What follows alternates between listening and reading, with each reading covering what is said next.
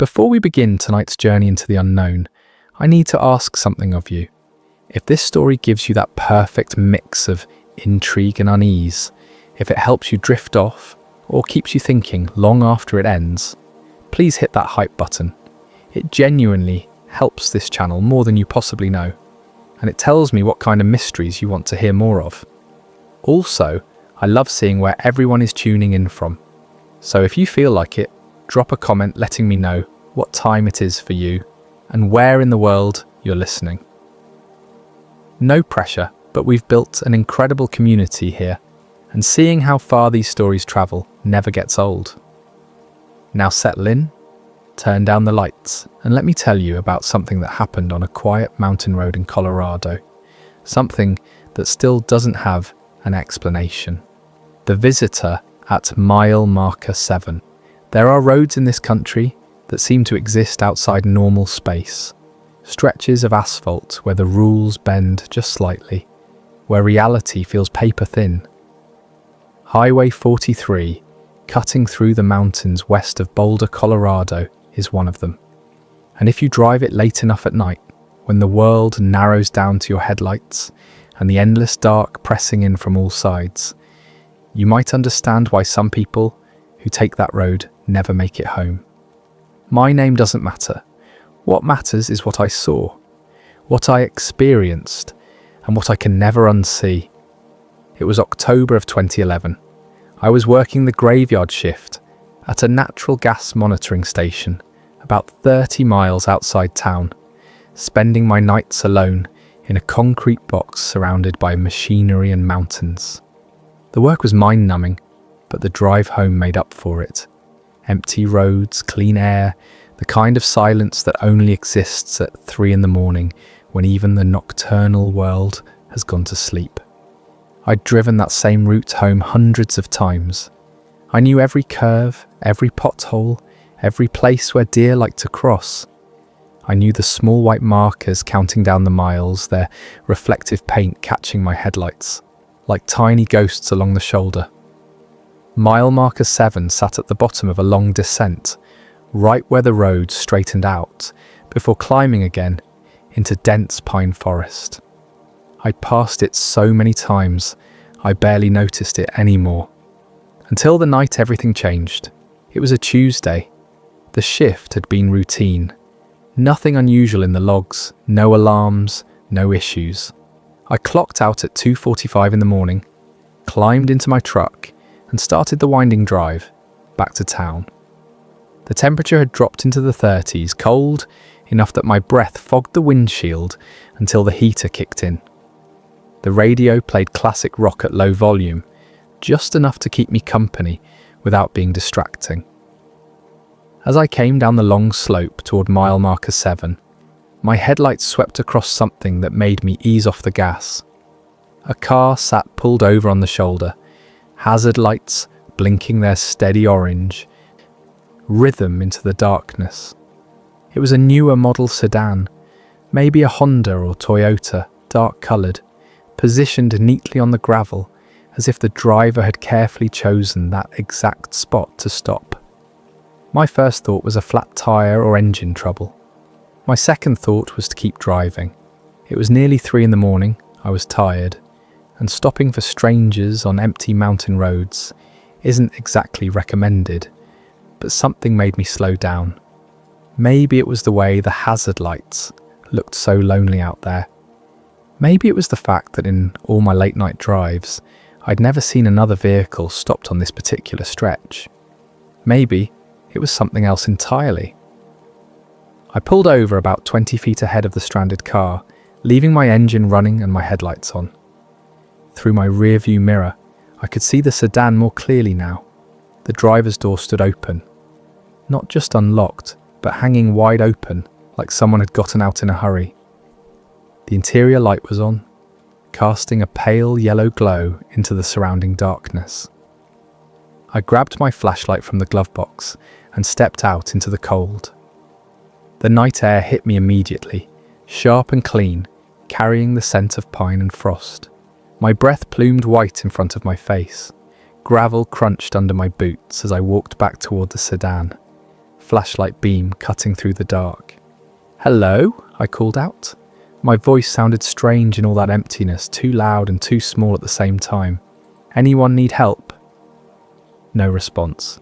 Just the clicking of the hazard lights and the faint ticking of a cooling engine. I approached the driver's side, moving carefully, half expecting someone to pop up from behind the car. The beam of my flashlight played across the interior. Empty driver's seat. Empty passenger seat. Key still in the ignition. A paper coffee cup lay on its side on the centre console. Brown liquid soaked into the fabric. The cup was from a gas station in town. The kind they fill for $2 at the counter. It looked fresh. I reached through the open door and touched the hood. Still warm. Not hot like it had just been running, but warm enough to tell me this car hadn't been here long. Maybe 20 minutes. Maybe less. That's when I noticed there were no footprints. The shoulder was covered in a thin layer of dust and small gravel. My boots had left clear impressions, leading from my truck to where I stood. But around the sedan, around the open door where someone should have stepped out, there was nothing. No prints, no disturbance in the dust, nothing to indicate which direction the driver had gone. I straightened up, playing my flashlight beam along the ground, looking for any sign of where they might have walked. The light caught something on the passenger seat. A cell phone. Screen dark, connected to a charging cable. Next to it, a wallet. I didn't touch either one, but I could see the corner of a driver's license sticking out of the wallet. The photo too small to make out from where I stood. The radio inside the car was on, but not playing music, just static. The kind of white noise that fills empty frequencies, faint and constant, and oddly hypnotic. I reached in and turned it off, and in the sudden silence that followed, I heard something else. A hum, low and distant, coming from somewhere in the tree line to my right. It wasn't mechanical exactly, but it wasn't natural either. It had a rhythm to it, a regularity that felt wrong somehow. Like a generator running in the distance, but smoother, more resonant. The kind of sound you feel in your chest as much as hear with your ears. I turned toward the trees, flashlight beam probing the darkness between the trunks. The forest here was dense ponderosa pine, and Douglas fir growing thick enough that daylight barely penetrated at ground level. At night, it was a solid wall of black, punctuated by the narrow columns of tree trunks. And somewhere in that darkness, something was making that sound. I should have gotten back in my truck. I should have called the police, reported the abandoned vehicle, and driven home. But standing there in the cold, with that strange hum vibrating through the air, I felt pulled forward. Not compelled exactly, just curious in a way that overrode common sense. I took a step toward the tree line, then another. The hum grew slightly louder, but its quality didn't change. Still regular, still resonant, still wrong. My flashlight beam swept back and forth across the darkness, catching nothing but trees and shadows and the occasional glint of animal eyes that disappeared as soon as I focused on them. I was maybe 10 feet from the edge of the forest when I saw the light. At first, I thought it was a reflection, my flashlight bouncing off something metallic deeper in the woods. But when I turned my light away, the glow remained, faint and white, pulsing gently like a heartbeat. It appeared to be about 50 yards, into the trees, partially obscured by the dense undergrowth. The pulsing was slow and deliberate, bright then dim, bright then dim. The rhythm matched the hum I was hearing, or maybe my brain was just making connections that weren't there. Either way, I stood there transfixed, watching that gentle pulse expand and contract in the darkness. Then it moved. Not quickly, not erratically, but it dipped behind a rise in the terrain, disappeared for a moment, then rose again on the other side, maintaining that same steady pulse. The movement was too smooth, too controlled. A handheld light would bob and weave as someone walked. A vehicle's headlights would have a different quality, a harshness that this soft glow lacked. This moved like it was floating. Every rational part of my brain was screaming at me to leave, to get back in my truck, drive to town, and let someone else deal with this. But I've never been good at listening to the rational parts of my brain, especially when confronted with something I can't explain. I stepped into the forest. The temperature dropped immediately. Not dramatically, but noticeably, like stepping into a walk-in cooler. The air felt heavier too, thicker somehow, pressing against my skin. I had to consciously remind myself to breathe normally. Sound changed as well. My footsteps, which had crunched clearly on the gravel shoulder, now seemed muffled despite the carpet of dry pine needles beneath my boots. Even my breathing sounded distant, like I was hearing it through a wall. The hum was louder here, but it had the same muffled quality, as if the forest itself was absorbing all sharp edges of noise. I pushed through the underbrush, flashlight beam bouncing off tree trunks and scanning for the pulsing light. It was harder to track now that I was actually among the trees, the dense growth breaking up my line of sight. I caught glimpses of it ahead, and to my right, still pulsing, still moving in that unnaturally smooth way. My arm hair was standing on end. I noticed it when I shifted my grip on the flashlight. The sleeve of my jacket rubbing against skin that felt electrically charged. Static, I thought. The air was full of static, the kind that builds up before a thunderstorm, though the sky had been perfectly clear.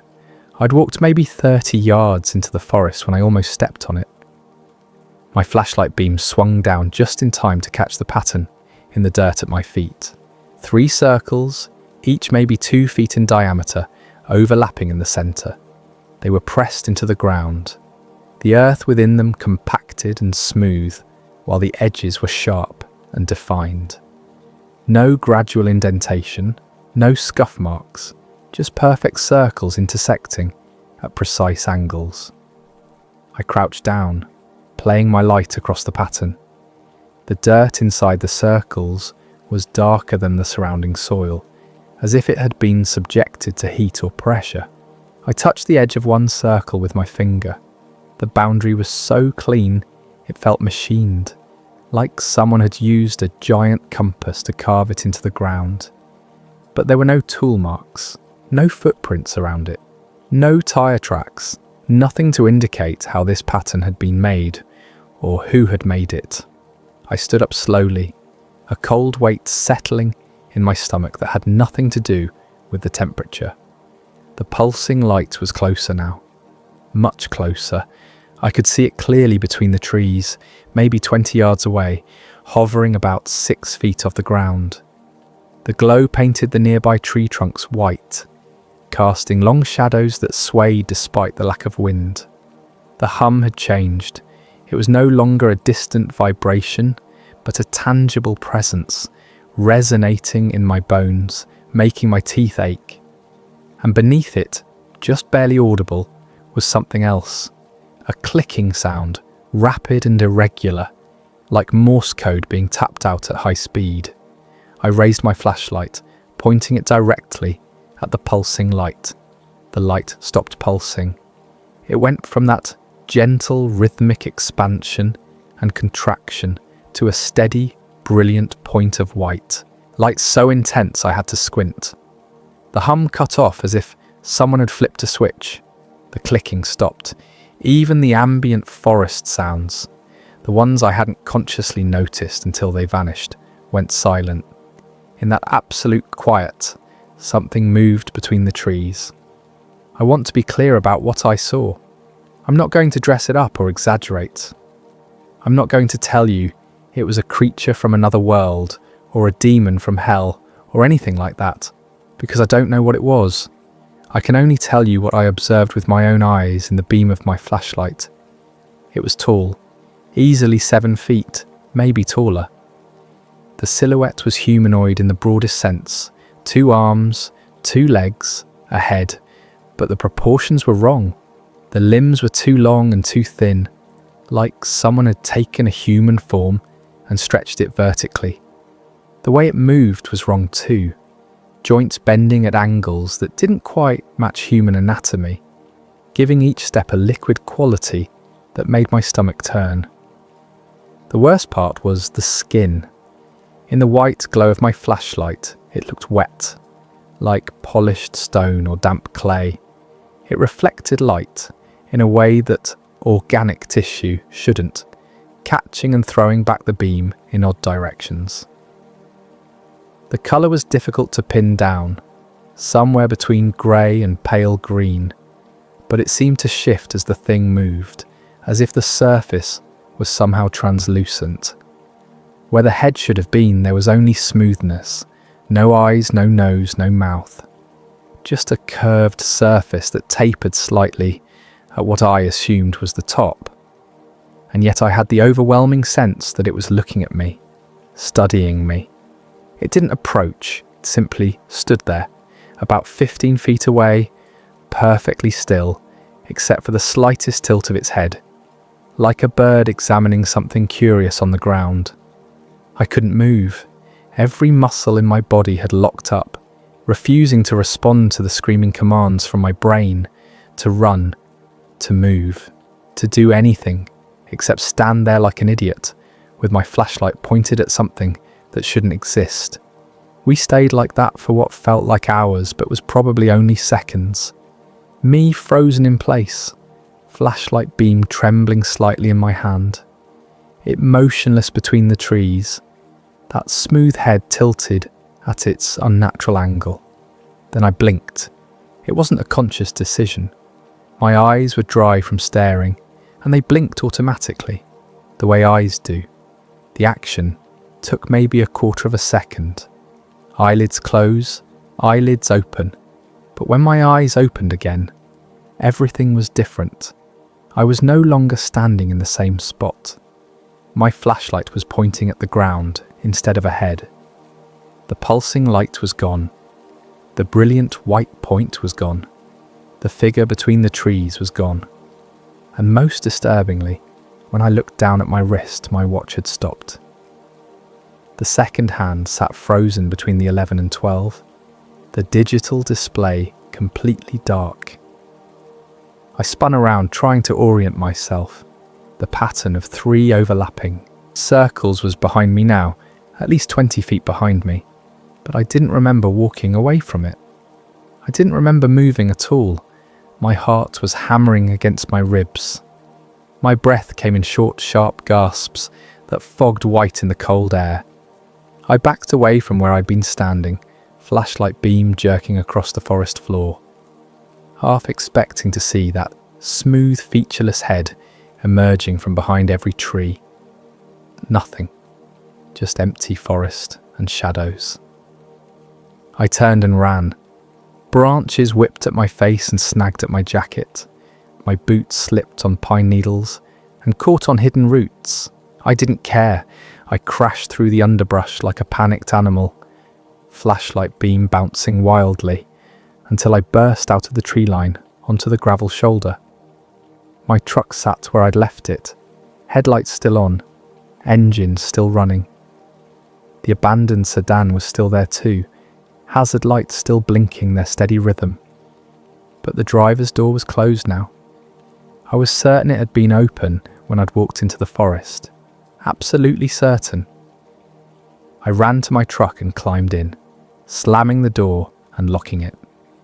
My hands were shaking so badly I could barely get the transmission into drive. I pulled back onto the highway and accelerated, not looking back, not slowing down until the lights of town appeared on the horizon. It was only when I pulled into my driveway that I realised how much time had passed. My shift ended at 2:45. I'd left the station by 3. The drive normally took 25 minutes. But according to my phone, which unlike my watch still worked, it was now 4:37 in the morning. I'd lost nearly an hour. I sat in my truck in my own driveway and tried to account for the missing time. Walking to the abandoned car, maybe 5 minutes, examining it, another 5, walking into the forest and back, even at a leisurely pace, maybe 10 minutes total. That left 40 minutes I couldn't explain. 40 minutes that existed in the space of a single blink. I should have been exhausted, but I was wired, adrenaline still flooding my system. I went inside, poured myself 3 fingers of whiskey I didn't really want, and sat at my kitchen table, trying to make sense of what had happened. When the sun finally came up, I called the police non-emergency line and reported the abandoned vehicle at mile marker 7. I gave them a description, the approximate location, and said I'd noticed it on my drive home, but hadn't stopped because I was alone, and it was the middle of the night. I didn't mention the pulsing light. I didn't mention the figure in the trees. I didn't mention anything that would make them think I was crazy or wasting their time. The dispatcher thanked me and said they'd send someone to check it out. 3 days later, I saw a news article in the local paper. Police had recovered an abandoned vehicle on Highway 43 near mile marker 7. The car was registered to a 32-year-old man from Boulder, named Marcus Webb. He'd been reported missing 4 days earlier when he failed to show up for work. His car was found in perfect working condition. Keys in the ignition, personal belongings untouched. There was no sign of foul play and no indication of where Mr. Webb might have gone. What the article didn't mention, what I only learned later from a friend who worked dispatch, was that Marcus Webb's phone had last pinged a cell tower near mile marker 7 at 11:43 at night, the night before he was reported missing, 3 full days before I found his car, but the engine had been warm when I touched it. That night, and for many nights after, I dreamed. Not the normal fragmented dreams everyone has, but something more vivid and specific. I dreamed of circles overlapping in precise geometric patterns. I dreamed of a low hum that vibrated through everything, making reality itself shimmer like heat waves over asphalt.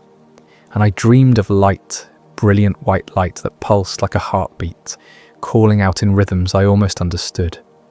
I woke up each morning with a headache and a sense of urgency I couldn't explain. Like there was something I needed to do, somewhere I needed to be, but I couldn't remember what or where. I tried to go back to normal life. I went to work, did my job, drove home. But I couldn't drive past mile marker 7 without slowing down, without scanning the tree line for any sign of that pulsing light. And I couldn't shake the feeling that whatever I'd encountered out there wasn't finished with me. 2 weeks after finding Marcus Webb's car, I started researching, not casually, but obsessively. I spent hours in the public library, scrolling through newspaper archives and police reports. I filed Freedom of Information requests with the county sheriff's department. I talked to anyone who would listen about missing persons cases in the area. What I found disturbed me more than the encounter itself. In the previous 18 months, 3 other vehicles had been found abandoned along Highway 43, all within a 2-mile stretch centred on mile marker 7, all in perfect working condition, all with keys in the ignition and personal belongings inside, all with no sign of the drivers. A 26-year-old woman named Jennifer Acosta reported missing in March of 2010. Her car was found pulled over on the shoulder with the driver's door open. Her purse, phone and jacket were still inside. Security footage from a gas station showed her filling up her tank at 9:15 that evening. Her phone last pinged at 10:30 near mile marker 7. A 41-year-old man named Robert Chen reported missing in July of 2010. His car was found idling on the shoulders with the headlights on. His wallet and a half-eaten sandwich were on the passenger seat. His phone last pinged at 1:17 in the morning near mile marker 7. A 19-year-old named Ashley Nolan reported missing in January of 2011. Her car was found locked with the windows down and the radio playing. Her backpack and laptop were in the back seat. Her phone last pinged at 11:55 at night, near mile marker 7. 4 missing people in 18 months, all last seen on the same stretch of road. All vanished without a trace. The police reports classified them as voluntary disappearances or possible accidents. The working theory was that people were pulling over for unknown reasons, becoming disoriented, and wandering into the forest where they succumbed to exposure or fell into ravines. It happened, the reports said. People got turned around in the mountains. They made poor decisions. They didn't respect the wilderness. But none of the search and rescue operations found bodies. None of the cadaver dogs picked up any scent trails. And in each case, the vehicles were found in conditions that suggested the drivers had just stepped out for a moment, not that they'd abandoned them permanently. I became obsessed with mile marker 7. I drove out there during the day, parking where Marcus Webb's car had been, and hiked into the forest. I found the spot where I'd seen the overlapping circles, or at least where I thought it had been. The pattern was gone, erased by weather and time, but something about the location felt familiar in a way that made my skin crawl. I brought a handheld GPS unit with me on these trips. I marked waypoints, tracked my routes, tried to create a map of the area, but the GPS acted strangely near certain spots. The signal would drop, the coordinates would jump around, the battery would drain far faster than it should. There was a roughly circular area, maybe 50 yards in diameter, where the GPS simply wouldn't function at all. I brought a camera and took hundreds of photos. Most showed nothing but ordinary forest, trees and undergrowth, and the occasional wildlife. But a few, just a handful, showed something else. Blurred streaks of light that hadn't been visible when I took the picture. Patches of darkness that seemed to absorb detail rather than reveal it. And in one image, barely visible in the background, a shape that might have been a tree trunk, but had the proportions of something standing upright. I brought audio recording equipment and captured hours of ambient sound. Again, most of it was exactly what you'd expect from a mountain forest. Wind in the trees, birds calling, the distant rush of water from a creek. But when I played the recordings back through editing software, filtering out the natural sounds, something remained. A low-frequency hum right at the edge of human hearing, constant and regular. I isolated that hum and played with the waveform, stretching it, compressing it, trying to find patterns, and I found one. The hum wasn't random. It pulsed in a specific rhythm. 3 quick rises in frequency, followed by a pause, then 3 more rises, over and over, encoded in sound so low most people would never consciously hear it. 3 pulses, pause, 3 pulses, pause, like a signal, like a beacon. I was reviewing these audio recordings one evening in late November. Headphones on, volume turned up to catch every detail. When I heard something that made me rip the headphones off so fast I yanked the cable out of my laptop. In the background of one recording, buried under the hum and the natural forest sounds, was a voice. Faint and distorted, like it was being played backward through water, but definitely a voice. And it was speaking English. I isolated the section and played it again, slower this time, adjusting the filters to clarify the audio. The voice was clearer now, though still obviously wrong in some fundamental way, and the words it was speaking made my hands go numb. "Don't follow it," my voice whispered with urgency and fear. But I'd been alone when I made that recording. I'd hiked out to the GPS dead zone by myself on a Tuesday afternoon, set up my equipment and recorded for 30 minutes before packing up and leaving. I hadn't spoken once during the entire session. I was certain of it. But there it was, embedded in the recording. My own voice warning me not to follow something. I sat at my desk for a long time, staring at the waveform on my screen, trying to rationalize what I was hearing. Maybe it was interference from another frequency. Maybe someone had been hiking nearby and I hadn't noticed them. Maybe the equipment had malfunctioned and picked up something from earlier in the day. But I didn't believe any of those explanations. I went to bed that night with every light in my house on and my baseball bat leaning against the nightstand. Sleep came slowly and fitfully, broken by dreams of overlapping circles and pulsing lights, and that smooth, featureless head tilting to study me from between the trees. I woke suddenly at 3:17 in the morning. The room was dark. I was certain I'd left the bedside lamp on, but it was off now. My bedroom door, which I'd closed and locked, stood open. Cold air flowed in from the hallway, carrying with it the scent of pine and frost, and outside my window, painting my backyard in brilliant white light, something was pulsing. I didn't want to look. Every instinct screamed at me to close my eyes, pull the covers over my head, and pretend I was dreaming. But I couldn't stop myself. I turned my head toward the window. The light was there, hanging maybe 10 feet off the ground, above my back lawn, pulsing with that same gentle rhythmic expansion and contraction I'd seen in the forest, bright then dim, bright then dim. The rhythm matched my heartbeat exactly, or maybe my heartbeat had synced to the rhythm. I couldn't tell which. I wanted to run. I wanted to grab my phone and call the police and scream for help. But I found myself standing up instead, walking toward the window, pressing my hands against the cold glass. The light pulsed brighter in response, and beneath it, at the edge where my lawn met the darkness beyond, I saw the silhouette, tall and thin and wrong, standing perfectly still, that smooth head turned toward my window. We stayed like that for a count of 10.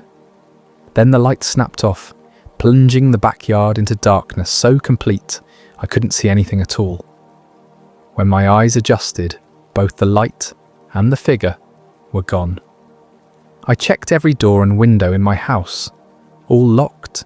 I sat in my living room with the lights on and my bat in my lap until the sun came up. Then I made a decision. I was going back to mile marker 7. Not during the day, not with equipment and cameras and the safety of sunlight. I was going at night.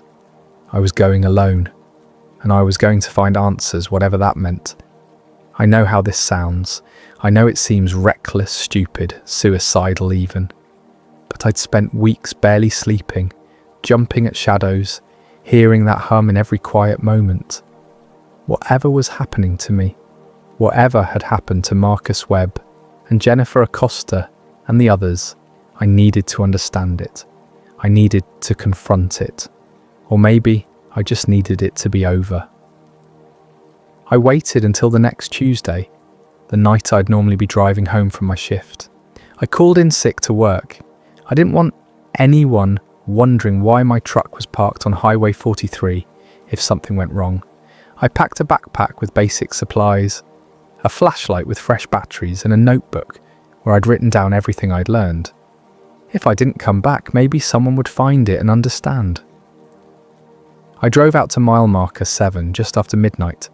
The road was empty, just like it had been that first night. I parked on the shoulder in almost the exact spot where Marcus Webb's car had been.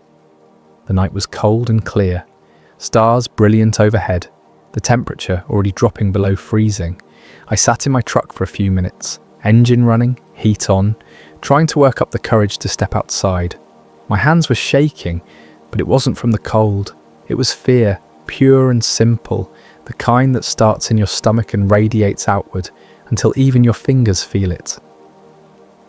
I thought about Marcus Webb, about what his last moments might have been like.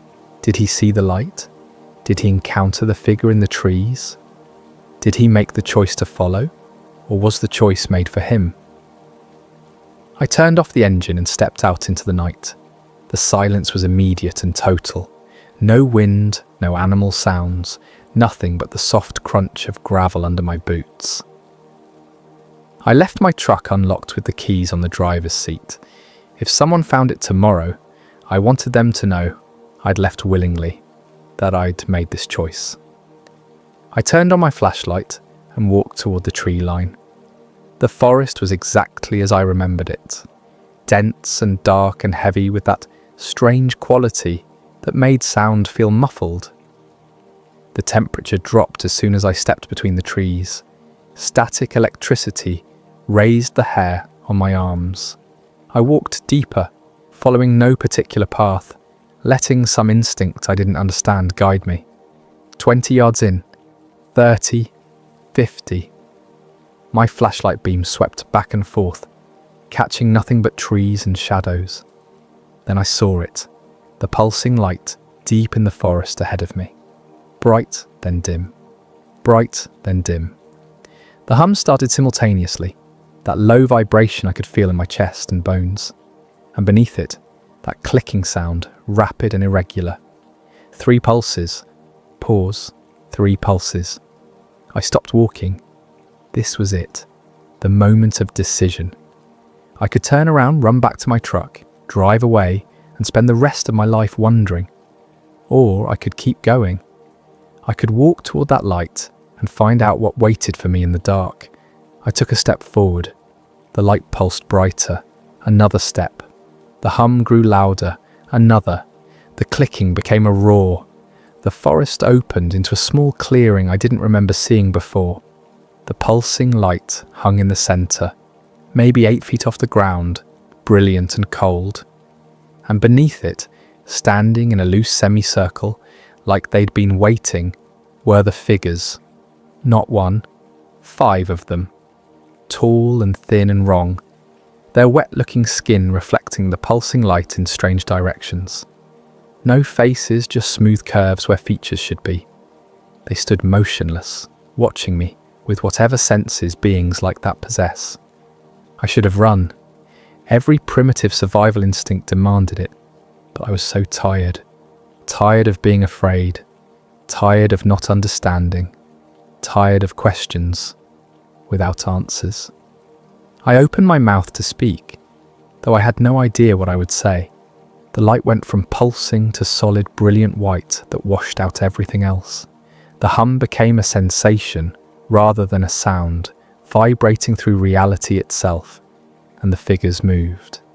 Not toward me, around me, circling slowly, their movements synchronized like dancers who'd rehearsed this pattern 1,000 times.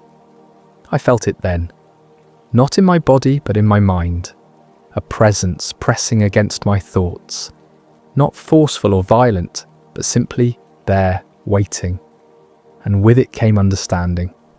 It wasn't trying to hurt me, it was asking me to follow. I don't know how long I stood in that clearing. Time felt broken, stretched and compressed simultaneously. But at some point I realised I was holding my notebook, pen in hand, writing by the light of that brilliant glow, writing words I didn't consciously think, recording something that felt both foreign and intimately familiar. When I stopped writing, the light began to fade. The figures stepped back, creating space, and I understood that the choice was still mine. I could walk back to my truck. I could drive home. I could pretend this never happened and spend the rest of my life as I had before. Or I could follow. I looked down at what I'd written in my notebook. The words were in my handwriting, but felt like someone else's thoughts. They explained things I hadn't known I wanted to understand. About the nature of reality and consciousness. About the thin places where different kinds of existence overlap. About beings who don't travel through space, so much as step between the folds of it. The last line I'd written, the one I didn't remember writing at all, said, "It wasn't trying to hurt me. It was asking me to follow." I tore the page from my notebook and walked back through the forest to my truck. My hands were steady now. The fear had transformed into something else. Not courage exactly, but acceptance. I placed the page on the hood of my truck, weighing it down with a rock so it wouldn't blow away. Then I walked back toward the tree line without looking back. The light was still there, pulsing gently, waiting. The figures stood motionless in their semicircle, and beyond them, barely visible in the wash of that brilliant glow, I could see others. Dozens of them. Maybe more. I took one last look at the stars overhead, at the familiar constellations I'd known all my life. Then I stepped forward into the light. The last thing I remember thinking was that it didn't hurt. The transition, the crossing, whatever it was. It felt like stepping from a dark room into sunlight, or waking from a dream into something more vivid than dreaming. Then I was somewhere else. Epilogue. The following article appeared in the Boulder County Daily Times on December 3rd, 2011. Local man reported missing. Boulder County Sheriff's deputies are investigating the disappearance of a 34-year-old man who failed to report for his shift at a natural gas monitoring station early Tuesday morning. The man, whose name is being withheld pending notification of family, was last seen leaving his residence Monday evening. His vehicle was discovered Wednesday morning on Highway 43 near mile marker 7. The car was found with the driver's door open and the engine off. The man's keys were located on the driver's seat and a handwritten note was found on the hood. Sheriff's deputies report no signs of foul play. Search and rescue teams conducted an extensive search of the surrounding forest, but found no trace of the missing man. This marks the 5th unexplained disappearance on this stretch of highway in the past 22 months. Authorities continue to investigate potential connections between the cases. Anyone with information is asked to contact the Boulder County Sheriff's Department. The article didn't mention that multiple witnesses reported seeing a bright, pulsing light in the forest near mile marker 7 the night of the man's disappearance. It didn't mention that his watch was found in the front seat of his truck, stopped at exactly 3:17 in the morning, and it didn't mention what was written on the note found on his hood, though the investigating officers photographed it and filed it as evidence. The note is still in the case file, marked as unexplained. Sometimes, late at night, officers going through cold cases pull it out and read it, wondering what it means, wondering if they should be afraid, or wondering if they should follow. The forest near mile marker 7 continues to draw hikers and curiosity seekers. Most find nothing unusual, but every few months someone reports seeing a pulsing white light deep in the trees. They report hearing a low hum that vibrates through everything. They report feeling watched by something without eyes. And very occasionally, someone drives past mile marker 7 late at night and sees a car pulled over on the shoulder, hazard lights blinking, driver's door hanging open. When they stop to help, they find the vehicle empty, keys in the ignition, engine warm, no sign of the driver, no footprints in the dust, just that distant hum calling from the darkness, and the choice, always the choice, of whether to follow.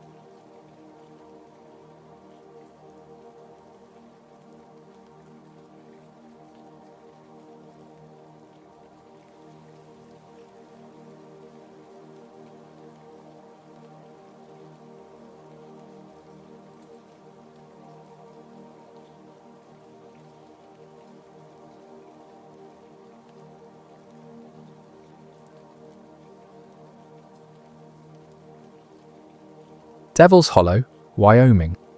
Population 843. The kind of town where everyone knows your name, your parents' names, and probably what you had for breakfast. It sits in a valley surrounded by pine forests and abandoned copper mines. The kind of place that feels like it exists outside of time. In the summer of 1998, that feeling became terrifyingly literal. The town got its name from a legend nobody quite remembered the origin of anymore. Some said it was because of the way wind howled through the valley in winter, creating sounds that the first settlers swore were voices. Others claimed it was named after a prospector who went mad in the mines back in the 1800s, raving about something he'd seen in the deepest shaft before he disappeared. But mostly, people just lived with the name and didn't think too much about it. That was before the blackout, before we learned that some names are warnings. It was a Thursday night in late June when the power went out, not unusual for a rural town with aging infrastructure. What was unusual was everything else that went with it. Jenny Matsuda was working the late shift at the Route 26 diner when it happened. She told me later that she'd been pouring coffee for Travis Burke, the night dispatcher, when every light in the place just died. Not a flicker, not a brownout, just instant, complete darkness. The coffee maker stopped mid-brew. The old Wurlitzer jukebox that had been playing Patsy Cline went silent. Even the exit signs went dark, which shouldn't have been possible. They were supposed to have battery backups. Travis's radio, the one he kept clipped to his belt, went dead mid-transmission. He'd been talking to a trucker passing through, giving directions to the gas station, when the voice just stopped. Static stopped. Everything stopped. The lights didn't flicker. They died. All at once. Every house, every street lamp, the gas station, the diner, everything. But it wasn't just the electricity. Car engines that had been idling suddenly choked and died. The payphone outside the post office went silent mid-conversation. Sharon Murphy had been talking to her sister in Cheyenne, and she said the line didn't disconnect. It just went quiet, like someone had hit a mute button on the entire world. Even battery-powered devices, flashlights, radios, watches stopped working. Old man Henderson's pacemaker stuttered. He felt it skip, felt his heart lurch in his chest, and for 4 minutes and 37 seconds, he genuinely thought he was dying. The device kicked back in just as suddenly as it had failed, but those minutes aged him in ways that had nothing to do with his heart. For exactly 4 minutes and 37 seconds, Devil's Hollow existed in complete silence and darkness. The silence was the worst part. That's what people said afterward. In a rural town, you get used to background noise, the hum of electrical transformers, the distant sound of trucks on the highway, dogs barking, the wind. But this was different. This was the kind of silence that pressed against your eardrums, that made you aware of your own heartbeat, your own breathing. It was a silence that felt deliberate, intentional. Martha Chen, no relation to Tom, despite what people thought, was putting her 3-year-old daughter to bed when the blackout hit. She told the sheriff later that in that darkness, she'd heard her daughter whisper, "Mommy, why did the stars stop singing?" Martha had no idea what that meant. Her daughter couldn't explain it later, but something about those words stuck with all of us when the story got around. Then, just as suddenly, the battery devices came back. Flashlights buzzed to life, their beams cutting through the darkness like searching fingers. Radios crackled with static. Watches resumed ticking, but the main power stayed dead, and the cars wouldn't start. People turned keys in ignitions and got nothing. No click, no whine, just silence. It would be 3 days before the town had electricity again. 3 days that would change everything. Marcus Webb was one of the first to notice something stranger than a simple blackout.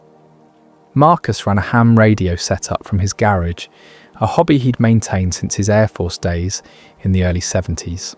He'd been stationed in Germany during the Cold War, monitoring Soviet communications, and the habit of listening had never left him.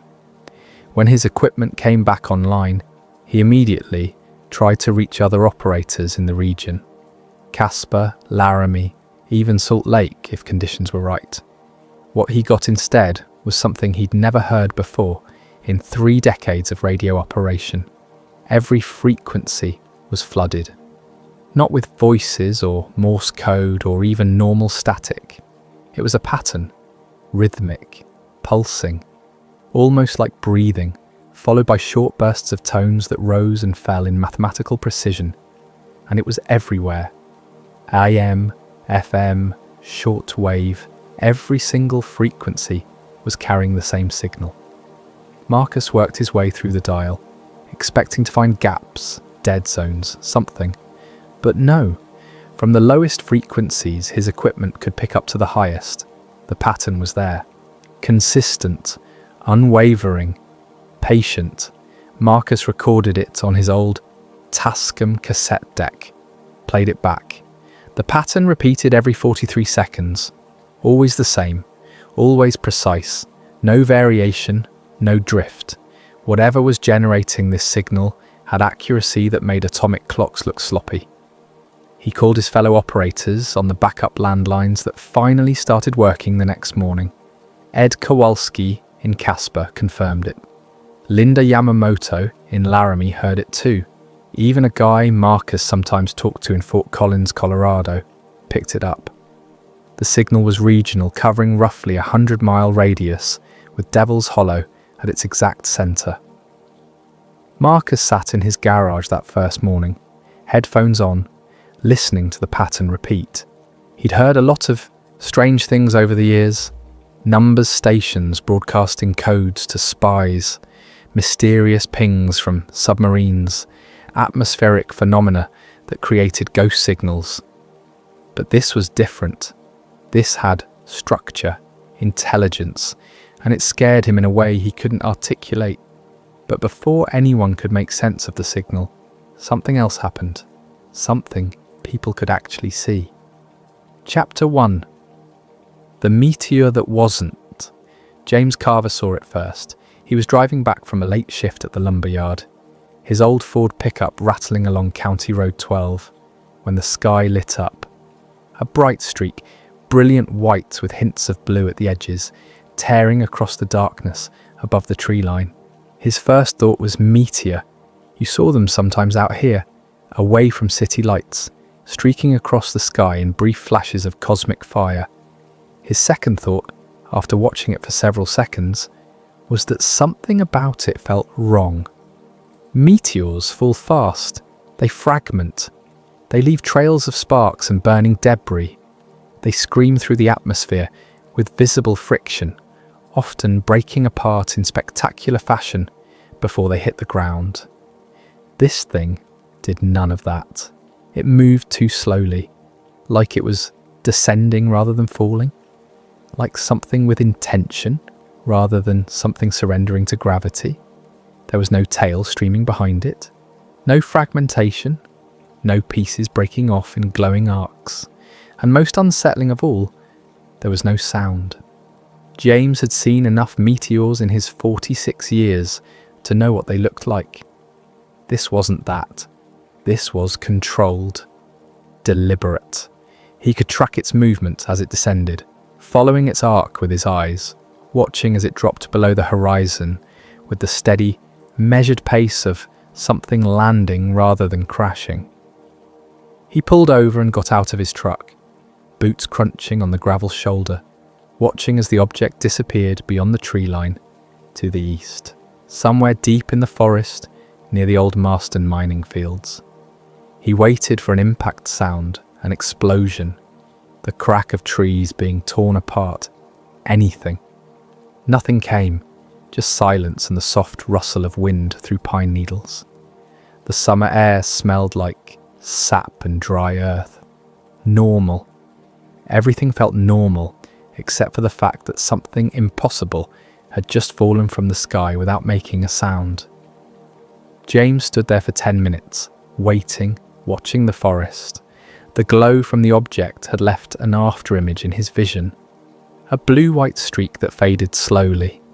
He considered driving out to the Forest Service road, trying to get closer, but something stopped him. A feeling, instinct honed by years of hunting in these woods. The feeling you got when you were being watched, when you were in the presence of something that didn't want to be disturbed. He got back in his truck and drove home, told his wife Linda what he'd seen. She believed him.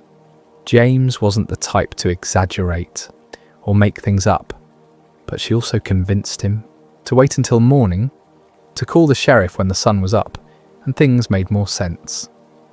By morning, half the town was talking about the meteor. Turned out James wasn't the only one who'd seen it. Sarah Kwan, who lived on the eastern edge of town, saw it from her porch. The Brennan twins, Tommy and Michael, were out night fishing at Copper Lake and watched it descend beyond the ridge. Even Pastor Robert Mills saw it, interrupting his late-night sermon preparation to step outside his church and watch the sky light up. The other half of town hadn't seen it and thought the first half was exaggerating. You know how it is in small towns. A shooting star becomes a meteor, becomes a spacecraft, depending on who's telling the story and how many beers in they are. But when the sheriff's office got calls from 6 different people reporting the same thing, describing the same slow descent, the same silent fall, they decided to organise a search party. Not because they thought it was important, but because it gave people something to do during the blackout. And maybe, just maybe, there was something out there worth finding. That's how I got involved. My name is Alex Rivers, and I was home for the summer after my second year studying geology at the University of Montana. I'd grown up in Devil's Hollow, left for college with big plans of never coming back, and then found myself returning every summer anyway. There was something about this place that held on to you, the quiet, the familiarity, the way the mountains looked at sunset. I told myself it was just temporary, that I'd finish my degree and move somewhere important, somewhere with actual geology to study that wasn't just old copper mines and sedimentary rock. When Sheriff Harding asked for volunteers to help search the old mining area, I jumped at the chance. Not because I believed in meteors or alien spacecraft or any of that. I just wanted to see what kind of impact crater a slow-moving object might make. It was the kind of thing that could make for an interesting paper. Maybe even get me some attention from the department. I was 20 years old and still believed that academic recognition mattered more than lived experience. I'd learn otherwise soon enough. There were 8 of us in the search party.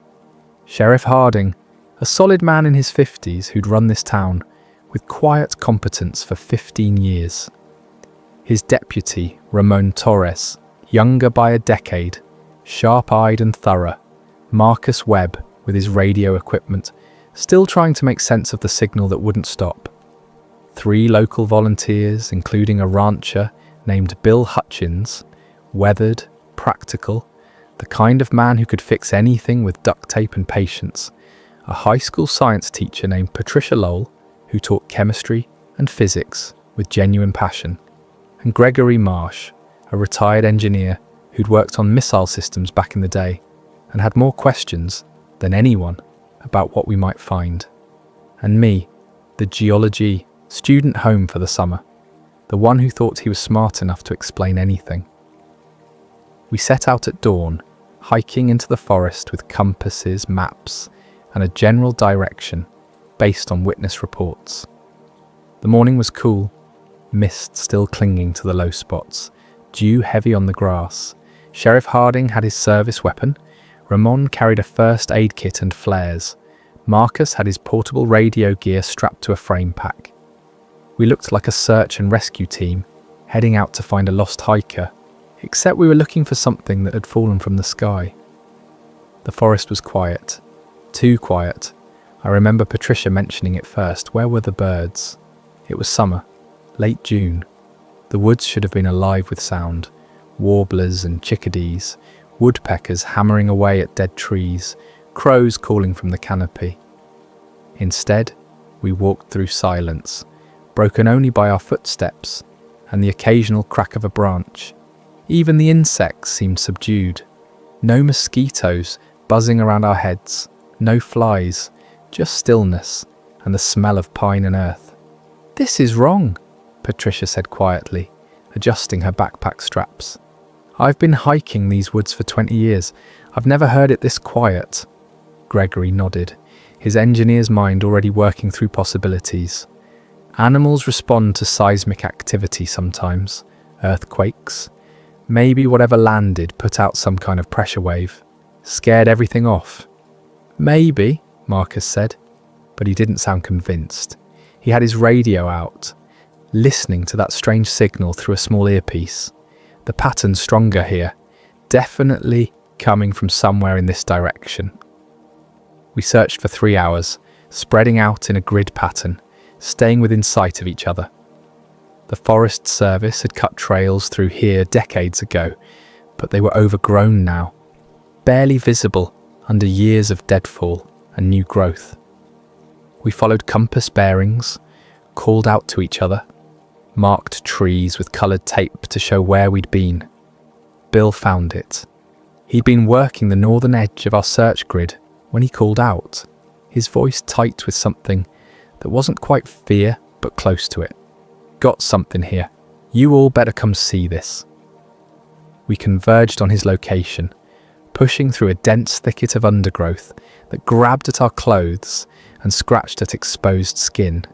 And then we were through, standing in a small clearing that shouldn't have existed. The clearing itself was unusual, perfectly circular, about 30 feet across, with the grass pressed flat in a radial pattern, like something had pushed down from above with immense, even pressure.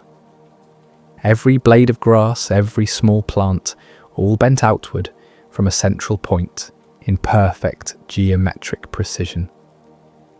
The trees at the edge of the clearing leaned away, their branches twisted as if they'd been blown by a powerful wind, except the damage was uniform, circular, impossible. And in the centre, partially embedded in the soil, was a sphere. Chapter 2. The metallic sphere. None of us spoke for a long moment. We just stood at the edge of the clearing, staring. The sphere sat there like a piece of the moon had fallen to earth, like something that belonged in a museum or a laboratory, not in a clearing in the Wyoming wilderness.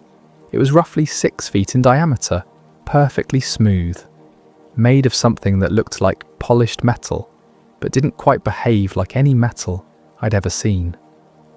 The surface was mirror bright, reflecting the surrounding forest with crystal clarity.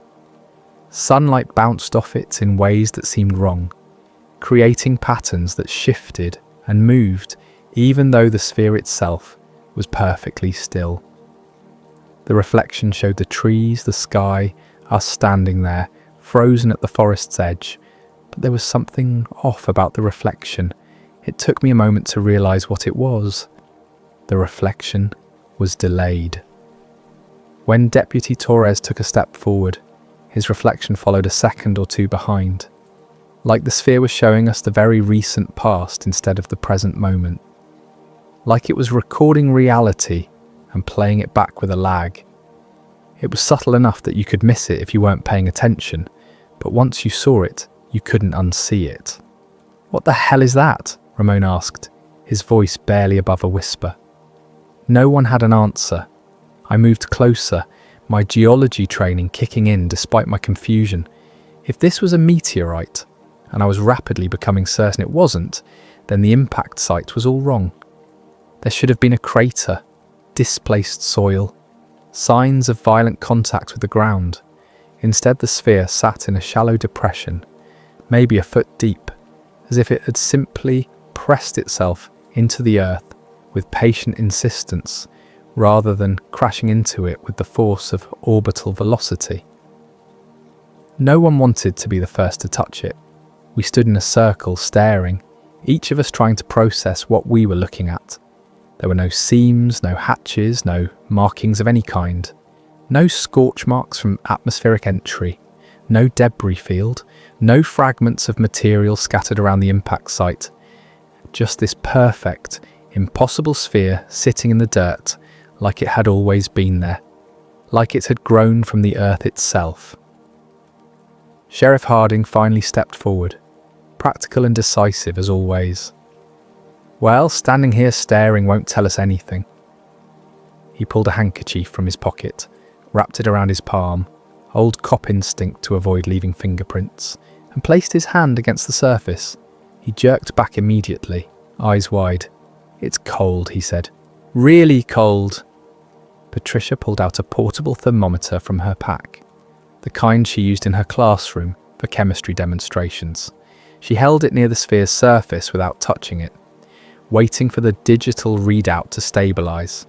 She frowned at the reading, then moved the thermometer to different spots around the sphere, checking, double-checking.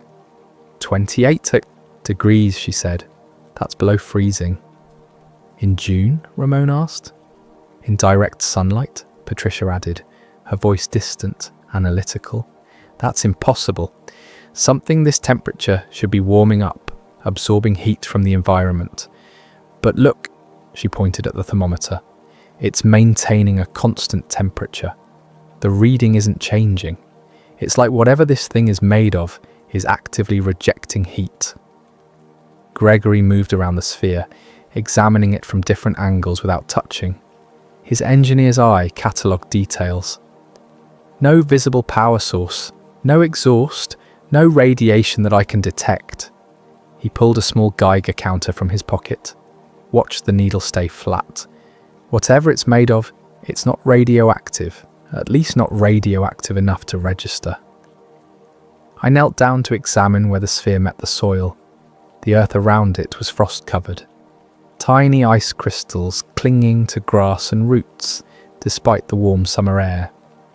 The ground was hard, frozen solid in a ring about 3 feet wide. Beyond that ring, the soil was normal.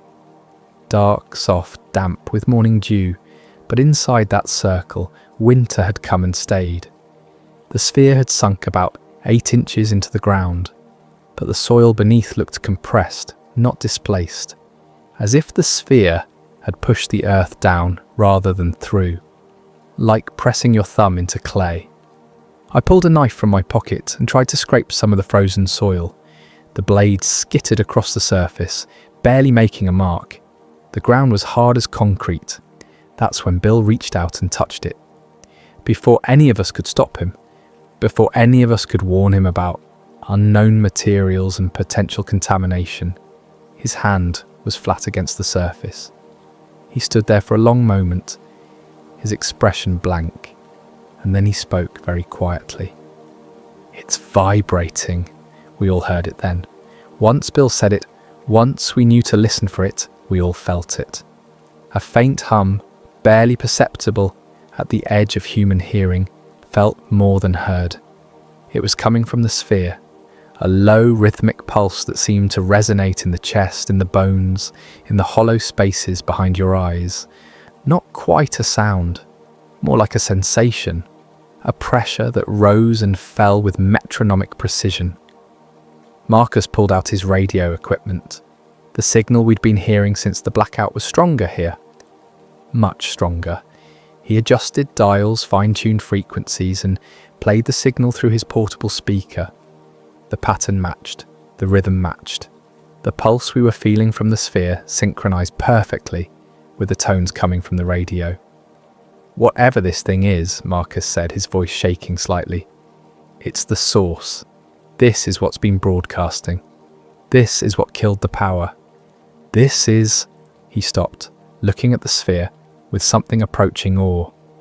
"This is transmitting, calling, like a beacon." Patricia suggested we take photographs and measurements, document everything.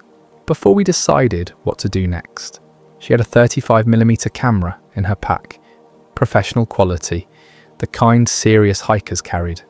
Gregory had a tape measure and a notebook. I had my geology field journal and a collection bag for samples, though I wasn't sure what kind of sample I could possibly take from something this impossible. We spent the next 20 minutes recording every detail we could.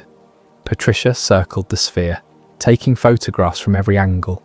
I sketched the clearing, measured the diameter of the flattened grass, took temperature readings from the frozen soil. Gregory measured the sphere itself, called out dimensions, noted the perfect smoothness of the surface. Marcus recorded the audio, capturing that steady pulse, that patient signal. The sphere sat there, cold and perfect and utterly alien, while we documented it like scientists examining a butterfly under glass. Like we had any idea what we were looking at, like our measurements and photographs and sketches could somehow make this make sense. That's when we lost time. Chapter 3. The Missing Time. One moment I was crouched next to the sphere, taking notes on the frost patterns in my field journal. I'd just written down the temperature gradient, how the frozen ring extended exactly 37 inches from the sphere's surface in all directions, and was starting to sketch the crystalline structure of the ice formations when everything shifted. The next moment, I was standing 15 feet away, near the edge of the clearing, my notebook on the ground behind me. My pen was in my hand, but the cap was on now. I didn't remember capping it. The sun had moved, a lot. The shadows were longer, stretching across the clearing, in directions they hadn't been before. My watch showed 27 minutes had passed. 27 minutes I had absolutely no memory of. I looked around wildly. Everyone else was scattered around the clearing, all of them looking equally confused. Patricia was holding her camera, staring at it like she'd never seen it before. The lens cap was on. She didn't remember putting it on. Marcus was on his knees, his radio equipment spread out around him, as if he'd been in the middle of packing it up. But he was just staring at the gear, his hands hovering over the dials, uncertain. Sheriff Harding and Ramon were standing together near the tree line, both looking pale. Gregory was sitting on a fallen log, his notebook open in his lap, but his expression was distant, confused. Bill was still the closest to the sphere, but he'd moved. He was sitting on the ground now, about 10 feet from where he'd been standing when I'd last seen him consciously. "Did we?" Ramon started, then stopped. His hand went to his service weapon, touched it, reassured himself it was still there. What just happened? "I don't know," Sheriff Harding said. His voice was steady but tight, controlled. "Everyone okay? Anyone hurt?" We did a quick check. No one was injured. No one was missing.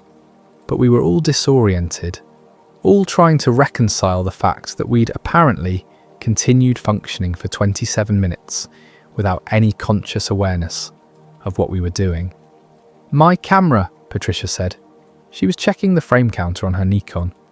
"I've taken 8 more photos. 8 photos I don't remember taking." Her hands were shaking slightly as she advanced the film, listening to the mechanical whir. What did I photograph? Bill was the only one still near the sphere. He was sitting on the ground, staring at his wrist. His sleeve was pushed up. There was a mark there, a perfect circle about the size of a quarter, red and raised like a brand, but without any sign of burning or blistering. The skin looked normal except for the colour and the perfect geometric precision of the circle. It looked almost like a stamp, like someone had pressed a seal into his flesh and left an imprint. "I don't remember getting this," Bill said quietly. He touched it gingerly, expecting pain, but his expression didn't change. "It doesn't hurt. Doesn't feel like anything really, but I definitely didn't have it before." We compared watches. All of them showed the same time. The sun's position confirmed it. 27 minutes, just gone, erased, like someone had cut that section of tape out of our lives and spliced the before and after together seamlessly. We'd been conscious during that time. We'd moved around. Patricia had taken photographs. Marcus had rearranged his equipment. But the memory of it was just gone. Gregory was the first to voice what we were all thinking. "This isn't natural. This isn't any kind of meteorite or weather phenomenon or atmospheric anomaly. This is something else, something that can affect human consciousness, human memory. "We need to leave," Sheriff Harding said. It wasn't a suggestion. "We need to leave right now and call this in to someone with more resources than us. This is beyond our capability." No one argued. Whatever the sphere was, it wasn't safe. It had done something to us, changed us, stolen time from us. We marked the location on our maps, took a final round of photographs from a distance. None of us wanted to get close to it again, and hiked back to town as quickly as we could. No one spoke much on the way back. We were all trying to process what had happened, or rather, what we couldn't remember happening. The forest was still quiet, still devoid of birds and insects, like everything with sense had fled from whatever that sphere represented. Only we had been foolish enough to approach it, to stand in its presence, to let it touch our minds. The walk back took 2 hours, 2 hours of uncomfortable silence broken only by the crunch of boots on dried leaves and the occasional snap of a branch. 2 hours of looking over our shoulders, feeling watched, feeling exposed. The forest felt different now, hostile, like we'd violated something, and the land itself knew it. When we got back to Devil's Hollow, the power was still out. But something else had changed. People were gathering in small groups, talking in hushed voices, looking at the sky with expressions of worry and fear. Something had happened while we were in the woods, something the whole town had experienced. The radios had changed. Chapter 4. The Whisper Frequency. Marcus spent that entire night analysing the recordings he'd made. Patricia joined him in his garage, along with Tom Chen, the high school physics teacher who had a background in signal processing from his graduate work at Colorado State. What they found was both fascinating and deeply unsettling. The signal wasn't random. Anyone could hear that much. But Tom, with his training in digital signal analysis and his collection of borrowed equipment from the high school science lab, discovered layers that the human ear couldn't distinguish. He'd brought a spectrum analyzer, the kind used to visualize sound waves, and when he ran Marcus's recordings through it, the pattern that emerged was extraordinary. "Look at this," Tom said, pointing to the screen. The three of them, Marcus, Patricia, and Tom, huddled around the old CRT monitor in Marcus's garage, watching colourful cascades of data flow past. The signal has structure, mathematical structure. These tonal bursts follow patterns that resemble language syntax, pauses for emphasis, repetition for meaning, variation in pitch and duration that suggests information encoding. Patricia leaned closer, her chemistry teacher's mind adapting to physics concepts. "Are you saying this is a language, that something is speaking?" "Not speaking exactly," Tom said. He adjusted a dial, isolating different frequency bands. "But communicating, yes. More than that, when I run it through a Fourier transform, I find at least 3 distinct channels of data embedded in what sounds like a single transmission. Imagine someone speaking 3 different sentences simultaneously, each on a slightly different frequency, all perfectly synchronized. "Is that even possible?" Marcus asked. "It shouldn't be," Tom said. "The processing power required to generate and maintain this level of precision over multiple channels would be, well, it would be beyond anything we have, beyond anything I know about anyway. And look here." He pointed to a section of the waveform where the pattern created tight spirals on the screen. Some of these patterns resemble coordinate mapping systems, longitude and latitude, azimuth and elevation, like it's describing locations, or maybe multiple locations, points in space. "Could it be military?" Sheriff Harding asked. He'd joined them around midnight, unable to sleep, drawn by the lights in Marcus's garage. "Some kind of classified satellite communication?" "Maybe," Tom said. He didn't sound convinced. "But I've consulted with military communications before. I did some contract work for the Air Force back in the 80s. This doesn't match any known protocol. The precision is beyond anything I've encountered. And if it's military, why would they choose Devil's Hollow as a broadcast centre? There's nothing strategic about our location." "Unless we're not the intended recipients," Patricia said quietly. Everyone turned to look at her. What if this signal isn't meant for us? What if it's calling to something else? Something out there? The question hung in the air, heavy with implication. Outside, the town of Devil's Hollow slept uneasily. The power still dead, cars still inoperable, and somewhere in the forest, that perfect sphere sat in its clearing, cold and patient and endlessly transmitting. That night, things got stranger. Animals started acting wrong. Dogs that normally barked at every passing car fell silent and refused to go outside, even for food. The Henderson family reported that their dog, Max, a normally boisterous golden retriever who would bound out the door at any opportunity, had spent the entire evening hiding under the bed, whimpering. When Jack Henderson tried to coax him out with treats, Max had just pressed himself deeper into the shadows, his eyes wide and frightened. Similar stories came from all over town. Cats wouldn't eat. Horses in the stables at the Hutchins Ranch paced their stalls nervously, ears flat against their heads. Bill's cattle dog Ranger, who usually slept on the porch, had scratched at the back door until Bill let him inside, then immediately crawled under the kitchen table and refused to move. Birds disappeared. Not just a few, all of them. People started noticing it around sunset. The sky was empty. No crows gathering in their evening roosts.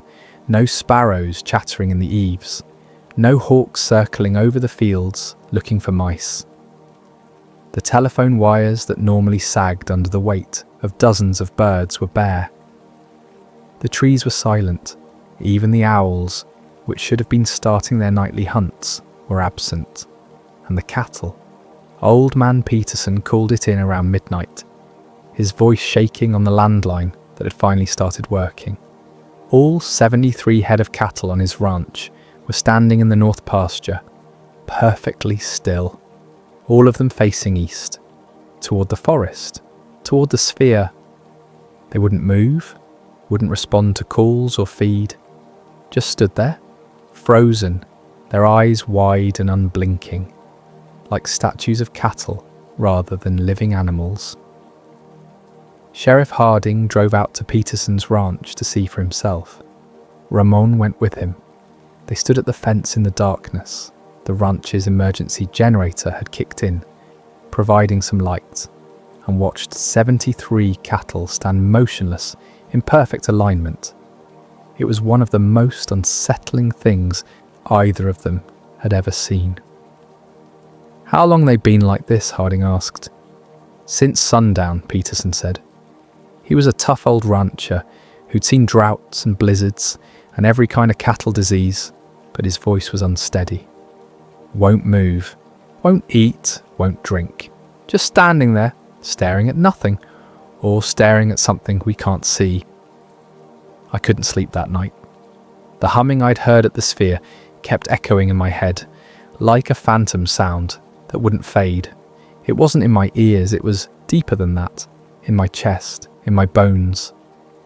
I sat on my porch, staring out at the dark forest, and I swear I could still hear it. Faint and distant, but there, pulsing, breathing, regular as a heartbeat. The mark on Bill's wrist had started to glow, just faintly, a soft blue-white luminescence that he'd noticed when he woke up in the middle of the night to use the bathroom. The mark didn't hurt, didn't itch, didn't feel hot or cold. It just glowed. He'd gone to see the town physician, old Leonard Marshall, who had practiced medicine in Devil's Hollow for 40 years and thought he'd seen everything. Leonard had no explanation for it. It wasn't a burn, it wasn't a rash, it wasn't a reaction to any known irritant or allergen. It was just there, like it had always been part of Bill's skin, pulsing gently with light that had no natural source. Patricia had noticed something too. When she developed the photographs from her camera, the 8 she didn't remember taking during the missing time, they showed the clearing from different angles, normal images, properly exposed and focused. But in 3 of them, there was something else. In the background, barely visible in the tree line, there was a shape, tall, indistinct, blurred as if the camera couldn't quite resolve it into clarity. It looked almost like a person, standing in the shadows, but the proportions were wrong, too tall, too thin, and in each photograph, it was in a slightly different position, as if it had been circling the clearing while we stood there, unconscious of its presence, lost in our missing time. When Patricia showed these photographs to the group the next morning, spread out on Marcus's workbench under the harsh fluorescent light, no one spoke for a long moment. We just stared at that blurred figure, trying to understand what we were looking at. "Was that there?" Ramon asked quietly. "Was that thing watching us?" "I don't remember seeing anything," Patricia said. "But then again, I don't remember taking these photos. None of us remember anything from those 27 minutes. "What if it wasn't there physically?" Tom suggested. "What if the camera picked up something that exists on a different frequency, something our eyes can't normally see?"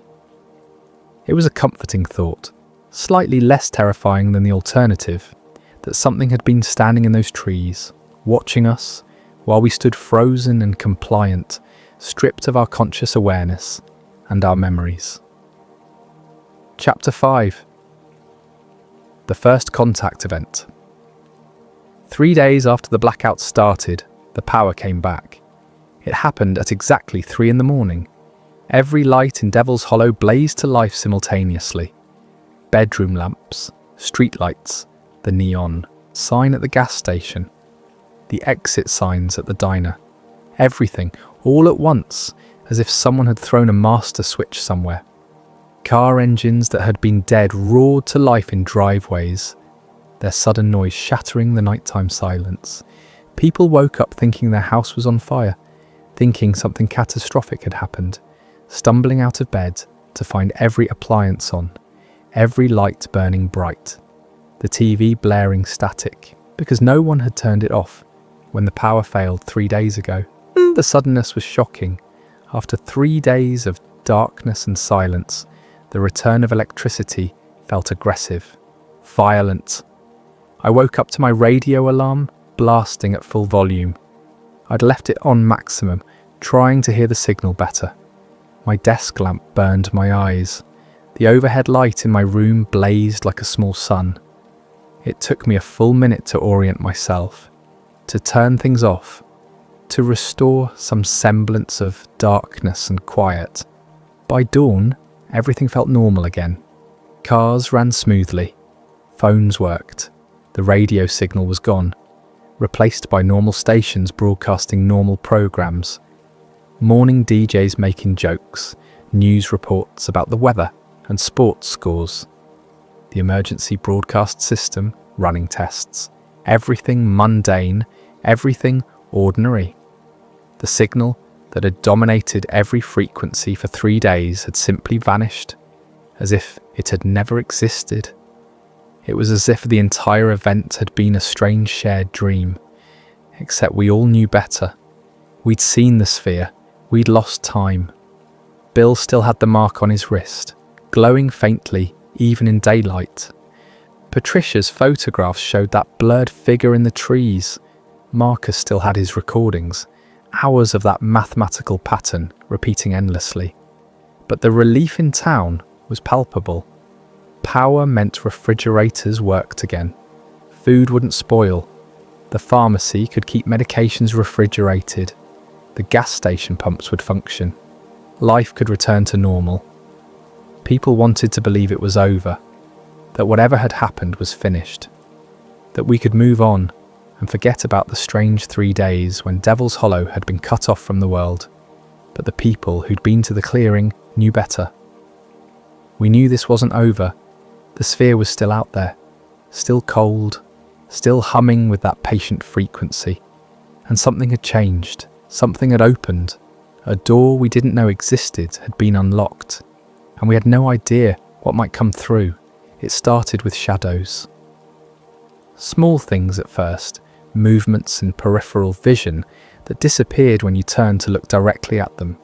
Flickers at the edge of awareness, the kind of thing you could dismiss as tiredness, as stress, as imagination. Mrs. Yamoto, who ran the town library, was one of the first to report something specific. She lived in a small house behind the library building, a neat little property with a well-tended garden and a view of the forest. 3 nights in a row she saw an orange glow between the trees behind her. House, always in the same spot, always around midnight, always lasting for exactly 5 minutes before fading away. The glow had texture to it, she said. Movement, like firelight, but the wrong colour. Too bright, too pure. Nothing like a campfire or a flashlight. She'd called Sheriff Harding the first night. By the time he arrived, the glow was gone. The second night, she called again. This time Harding got there, while the glow was still visible. He saw it himself. A pulsing orange light deep in the trees, maybe half a mile into the forest. They tried to investigate, driving up the old fire road, hiking in on foot. But by the time they reached the approximate location, there was nothing there. No burn marks, no equipment, no explanation. Just dark forest and the smell of pine and the sensation of being watched. Tommy Brennan, a teenager who worked at the gas station, swore he saw a figure standing in the reflection of the station window one evening. He was inside working the register during the late shift when he glanced up and saw it in the glass. Tall, very tall, too thin to be human. Standing just outside the station, perfectly still. But when he spun around to look directly at where the figure should have been, there was nothing there. Just empty concrete there and the gas pumps and the highway beyond. He told his manager, who told him to stop watching scary movies before work. But Tommy knew what he'd seen. The figure had been real, or as real as anything reflected in glass could be. It had been looking at him. He was certain of that. He could feel the weight of its attention, even through the reflection. Similar stories multiplied across town. A shape in the window that wasn't there when you looked outside. Footsteps on the porch with no one there. The sensation of being watched when you were alone. Shadows that moved independently of their sources. Nothing dramatic, nothing overtly threatening. Just wrong. A persistent wrongness that settled over Devil's Hollow, like fog, obscuring the familiar and replacing it with something alien. Then I saw it. I was in my bedroom late one evening, reading a geology textbook in a futile attempt to keep up with summer coursework. My desk faced away from the window, but the window's reflection was visible in the glass covering a poster on my wall, a map of Montana's geological features.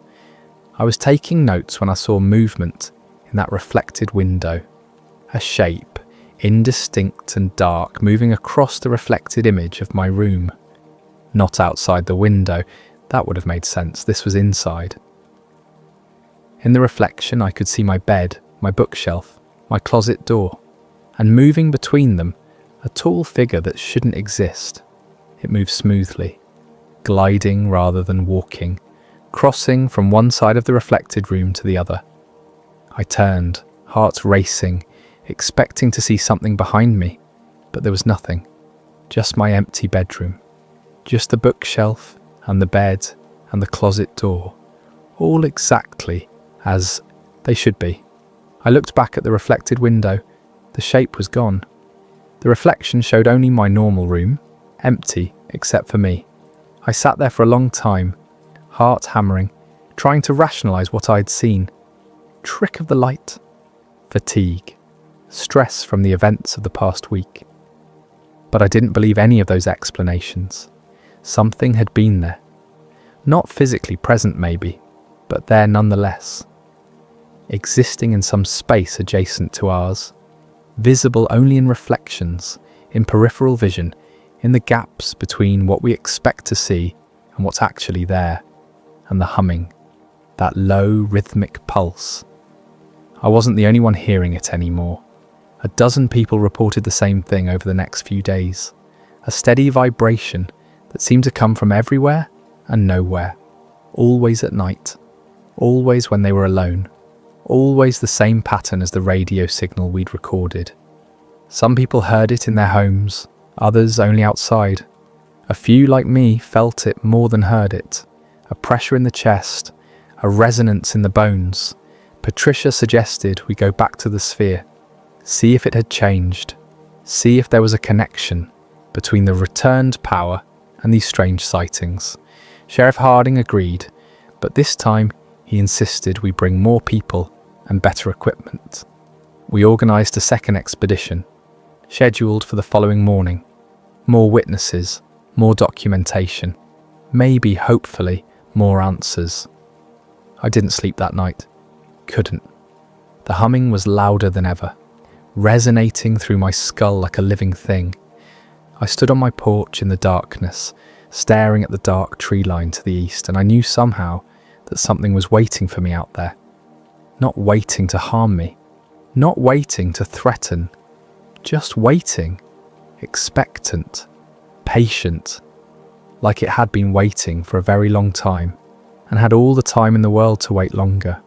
The mark on my palm, I'd noticed it that afternoon, appearing like a shadow under my skin before rising to the surface as a perfect circle, identical to Bill's, was warm. Not painfully so, but noticeably. Like I was holding something hot, like something inside me was generating heat. And in that warmth was a compulsion, a pull, an invitation I didn't understand, but felt in every fibre of my being. I should have waited for the expedition, should have waited for morning and backup and witnesses, but the pull was too strong. At dusk I found myself walking east, toward the forest, following a compulsion I didn't fully understand and couldn't resist.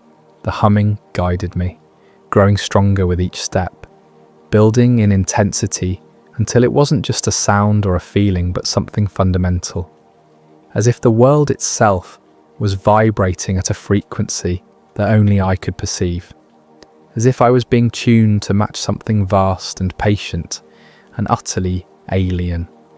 Chapter 6. The Being in the Field. I didn't go to the clearing with the sphere.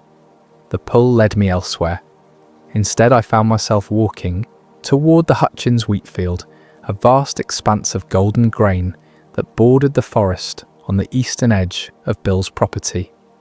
The sun was setting, painting everything in shades of amber and crimson, turning the wheat into a sea of molten gold that rippled in the evening breeze. The field was beautiful.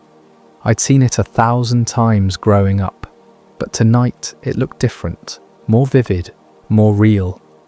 Like I was seeing it for the first time with eyes that actually worked. Every detail stood out with crystalline clarity. Each individual stalk of wheat, the way the light caught the grain heads, the patterns the wind made as it moved through the crops. It was overwhelming.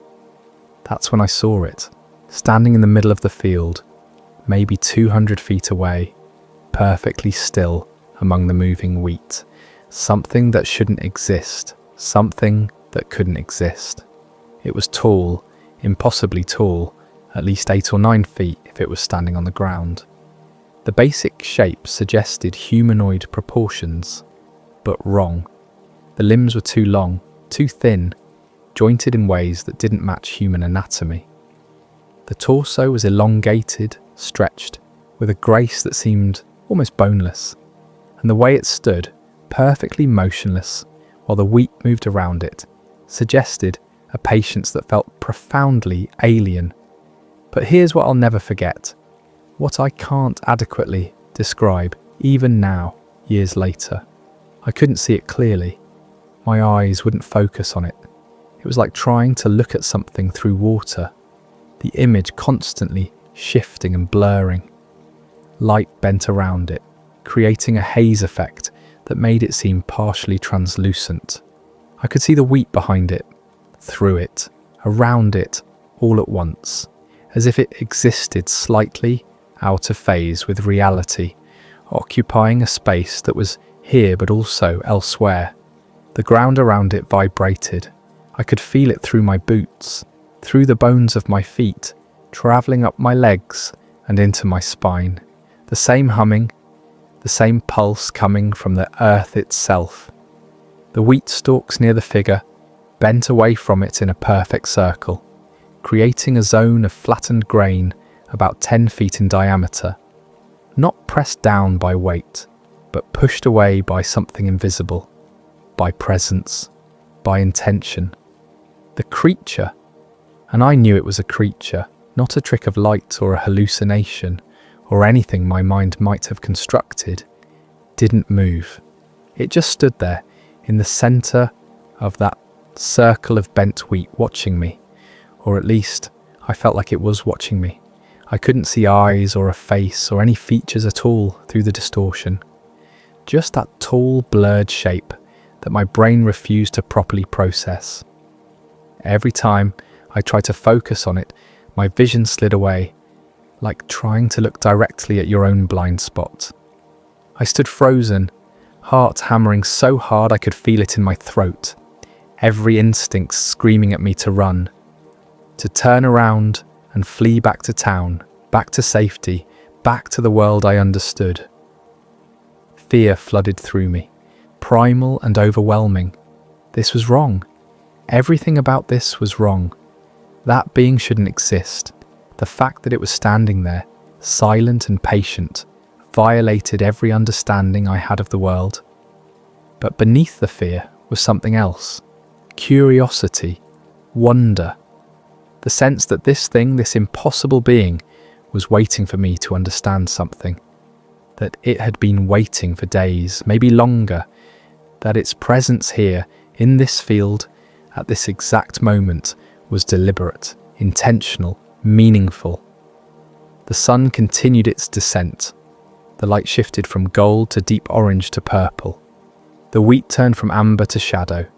And still we stood there, me and this thing from somewhere else, separated by 200 feet of darkening field, connected by something I didn't have words for.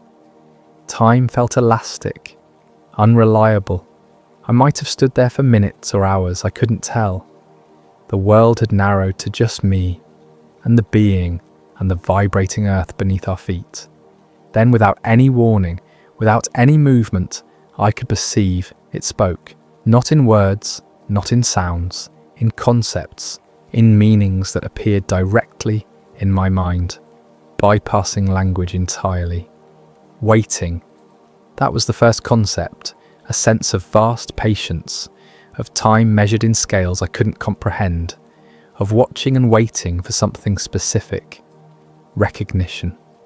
The second concept came with a flood of emotion that wasn't mine. Relief, something like joy, the sense of finally being seen after a long blindness, of connection after isolation. Home. The third concept came with images, not visual images, but something deeper. Impressions of a place I'd never seen but somehow understood. A world where light behaved differently, where distance was optional, where consciousness was the only geography that mattered. And then, as suddenly as the connection opened, it closed. The being was gone, simply not there anymore. No fade, no movement. One moment it existed, the next moment the space it had occupied was just empty field. The wheat sprang back up, releasing from whatever force had held it down. The vibration stopped. The humming faded to a whisper. I stood there, gasping, as if I'd been holding my breath for a long time. My legs felt weak, my vision swam, and I realised I was crying, tears running down my face, though I couldn't have said why. Not from fear, not from joy, just from the overwhelming intensity of whatever had just happened. I ran, I'm not ashamed to admit it. I ran back to town, stumbling through the twilight, gasping, my mind racing. I'd made contact, actual contact, not with a sphere or a signal or a distant presence, but with something alive, something conscious, something that had reached across the vast gulf between its existence and mine and touched my mind with gentle, patient intention. I didn't tell anyone what I'd seen. Not yet. I wasn't sure I could explain it. Wasn't sure I believed it myself. I went home, locked my door, and sat in my dark bedroom, trembling. The mark on my palm was glowing now, bright enough to read by, pulsing in time with my heartbeat. And in my mind, echoing like a memory of someone else's voice, those three concepts kept repeating. Waiting, recognition, home. Chapter 7. The message. That night I dreamed, but calling it a dream feels inadequate. It was too vivid, too structured, too intentional, like someone else's memory being played in my head, like a message being delivered through the only channel my mind could receive. I was standing in water, not drowning, just standing, the liquid reaching my waist. But it wasn't water, it was thicker, more viscous, with a weight that water didn't have. And it glowed, a soft phosphorescence that lit the space around me from within. I could see my legs beneath the surface, distorted but visible, surrounded by gentle currents that moved without wind.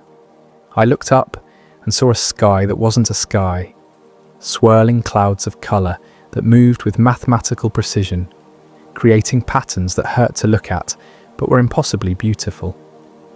Fractals that existed in more dimensions than I could perceive, geometric shapes that folded in on themselves in ways that violated Euclidean space, colours that didn't have names, that my brain interpreted as something between sound and light and texture. The clouds moved in rhythm with the humming. I could hear it here, louder than ever, but it didn't hurt.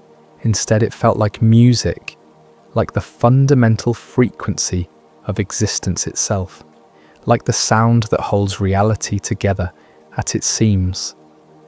Then the perspective shifted. I was moving through space, not floating, not flying, but simply moving, as if distance was optional, as if the space between one place and another was a choice rather than a barrier.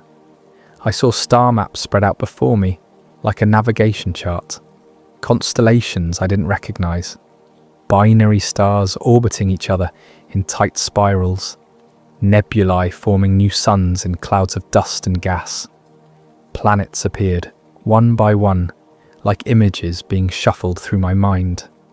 A world with rings of ice and dust that caught the light of a distant sun.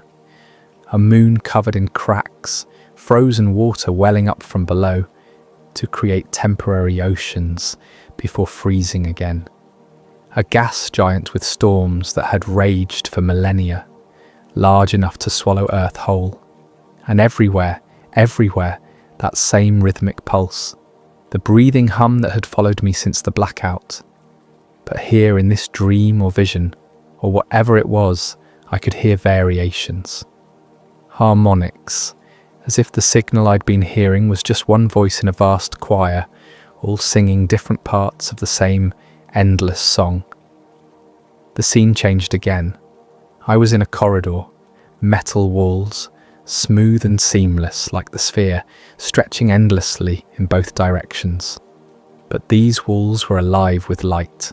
Patterns moved across them in waves like neural impulses, like thoughts made visible.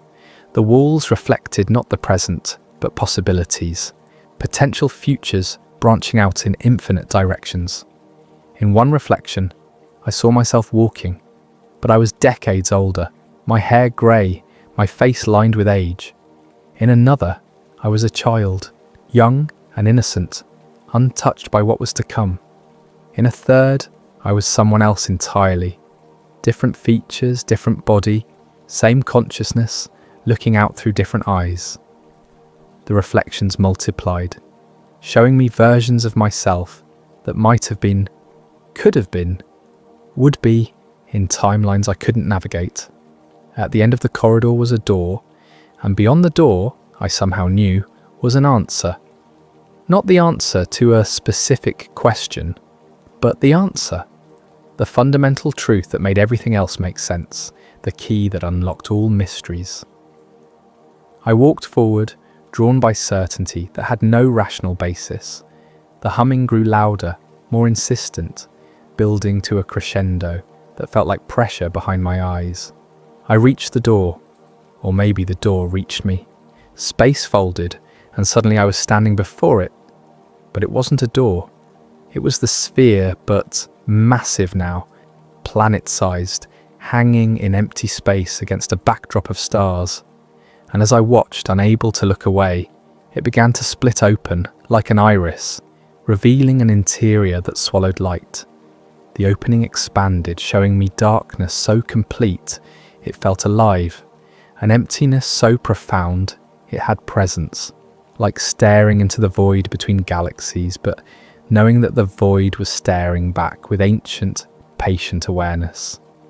Then I saw it, the planet, hanging in the darkness revealed by the sphere's opening, a world I'd never seen, but somehow recognized, covered in structures that looked like mirrors, vast crystalline formations that reflected the light of 3 suns in blinding cascades.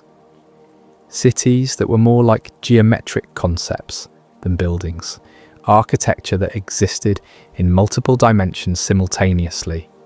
And I understood, in that dreamlike way you sometimes understand things without words, that this was a home, someone's home, a place where consciousness didn't need bodies the way we do, where thought was matter, and matter was optional, where beings could exist as pure awareness, taking form only when necessary, when interacting with species that still believed in the primacy of flesh. The planet's surface showed me more. I saw beings moving between the mirror cities, tall, graceful, their forms shifting based on context, on need, on intention. Sometimes solid, sometimes translucent, sometimes just light given temporary shape, and among them I saw the being from the wheat field. Home, whole, where it belonged. The understanding hit me like a physical force. The sphere wasn't a spacecraft, it was an escape pod, an emergency beacon, something used only in crisis. The being I'd seen had crashed here, had been stranded, separated from its home, from its people, from the fundamental reality it knew. And it had been calling, broadcasting, waiting for rescue from a civilization that existed light years away. The dream ended with an image seared into my brain. The sphere opening, revealing not emptiness but purpose. And inside, waiting with infinite patience, the tall figure from the field, waiting to return, waiting to go home, waiting for someone to understand. I woke up screaming. My sheets were soaked with sweat, tangled around my legs. The taste of copper filled my mouth. My nose was bleeding, thin streams running down over my lips, dripping onto my pillow. I fumbled for my bedside lamp, knocking over a water glass, finally finding the switch. The light revealed my room, normal and familiar. But I didn't feel normal. I felt changed, opened, like something had been written into my consciousness that I'd never be able to erase. I stumbled to the bathroom, turned on the light, looked in the mirror. My reflection looked back, pale and shaken, but my eyes looked different, more aware, more present, like I'd woken up from a lifelong dream into a wider reality. And then I saw it. I looked down at my hand, turning it over in the harsh fluorescent light. There, pressed into my palm like a stamp, was the mark. A perfect circle, red and raised, identical to the one on Bill's wrist, but mine was glowing brighter, pulsing with light that seemed to come from beneath the skin. It didn't hurt. It felt warm, and deep in my mind, beneath the panic and confusion, Beneath the overwhelming weight of what I'd just experienced, I knew the truth. The encounter in the field hadn't been physical, it had been mental. The being had touched my mind, not my body, had shown me what I needed to see, had given me understanding that transcended language. And this mark was proof, evidence of contact, a sign that something vast and patient and profoundly alien had reached across the incomprehensible distance between its existence and mine, and said in the only way it could, "I see you, I recognize you, you understand." I spent the rest of the night sitting at my desk, writing everything down in my field journal. Every detail of the dream, every concept, every image, every sensation. My hand cramped from writing, but I couldn't stop. I needed to record it all before the memory faded, before my rational mind could dismiss it as just a dream, before I could convince myself it hadn't really happened. Dawn came slowly. Grey light crept through my window, painting my room in shades of uncertainty. And when the sun finally rose, bright and ordinary, I was still writing, still trying to capture the impossible, still marked by something I couldn't explain to anyone who hadn't stood in that wheat field and felt their mind touched by consciousness from another world. Chapter 8. The Sphere Awakens. By morning, the entire town knew something was happening. More people had the marks now. Bill still had his on the wrist, now glowing steadily, like a nightlight. I had mine on the palm, pulsing with my heartbeat. Patricia woke up with one on her ankle. She called me right away, her voice tight with controlled fear. Marcus had one behind his ear, discovered when he was shaving. Gregory found his on the inside of his forearm. All of us who'd been part of the original search party. All of us who'd lost time near the sphere. All of us marked, branded, changed by proximity to something we couldn't comprehend. But the sphere itself was changing too. Tom Chen, cautious and methodical, had set up a remote observation post at the clearing days ago. A weatherproof camera on a tripod, connected to a timer and a large battery pack, taking photographs every hour. Automated documentation, safe distance, no more lost time or mysterious marks. When we reviewed the images on the morning after my dream, we saw the progression. The sphere was evolving, awakening, coming alive in ways that made our initial discovery look dormant by comparison. The sphere was glowing. The first photographs, taken 3 days ago, showed nothing unusual, just the cold metallic surface reflecting the forest. But as the days progressed, the images showed change. A faint blue light emanating from within the metal, barely visible at first, then growing stronger, hour by hour, frame by frame. The glow intensifying until the latest images showed a sphere blazing with cold fire, bright enough to cast shadows in the clearing, even at noon. And the ground around it was changing. The frost had spread in a perfect circle, now extending 20 feet in all directions from the sphere's centre. But it wasn't just frost anymore. The soil was crystallizing, forming geometric patterns that looked almost like circuitry, like a vast microprocessor spreading out from the sphere as its core. The patterns were fractal, repeating at different scales, creating a network of crystalline pathways that extended deeper into the earth with each passing hour. Tom had also set up microphones, recording the ambient sound. The audio files showed the vibration growing stronger, more complex. What had been a simple rhythmic pulse had evolved into something layered, multiple frequencies overlapping, creating harmonics that shouldn't be possible from a single source. It was as if the sphere was learning to speak more clearly, fine-tuning its transmission, preparing for something. And the vibration was stronger. You could hear it now, without any equipment, a steady, rhythmic hum that echoed through the forest, that made tree branches tremble, that caused the surface of Copper Lake to ripple in concentric circles despite the absence of wind. Animals had stopped entering the area entirely. The birds were still gone. Even insects avoided the clearing, creating a zone of silence around the sphere that expanded with each passing day. Sheriff Harding wanted to call in the state police, maybe even the federal authorities. This was beyond us, beyond the capability of a small-town sheriff's department. We needed experts, scientists, military, someone who might actually understand what we were dealing with, but Marcus convinced him to wait. Just one more day. We needed to understand what was happening before the government got involved, because once they did, we'd never see or hear about any of this again. It would be classified, buried, forgotten. The truth would be locked away in some underground facility, and we'd be left with official explanations that satisfied no one. Whatever this is, Marcus said, standing in Harding's office with the rest of us, it's trying to communicate. The signal, the marks, the visions some of us have had, it's reaching out. And if we bring in the feds now, they'll shut it down, contain it.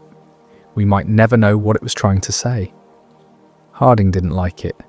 You could see the conflict on his face, but he was also a man who'd lived in Devil's Hollow his entire life, who'd seen strange things in these mountains, who understood that some mysteries deserved answers before they were locked away forever.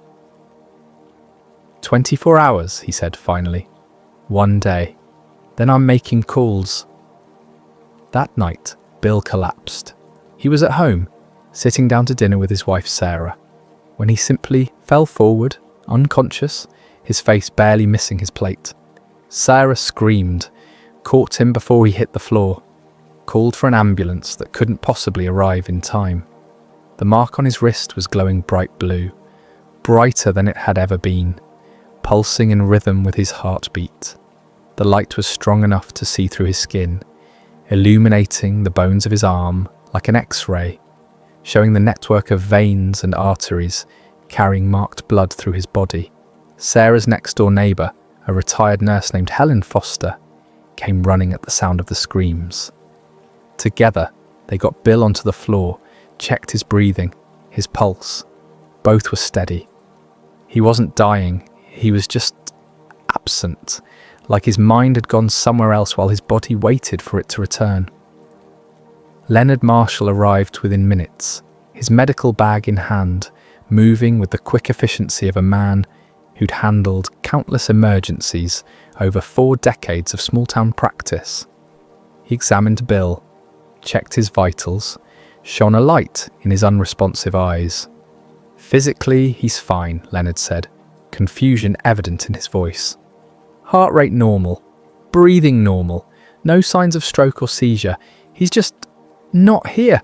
It's like he's sleeping, but I can't wake him. Bill regained consciousness 30 minutes later, gasping, his eyes flying open. The mark on his wrist had faded back to its usual dim glow. He looked around confused, trying to orient himself. I heard it, he said, his voice hoarse. I heard a voice, not in my ears, in my head. We all leaned closer. Sarah gripped his hand.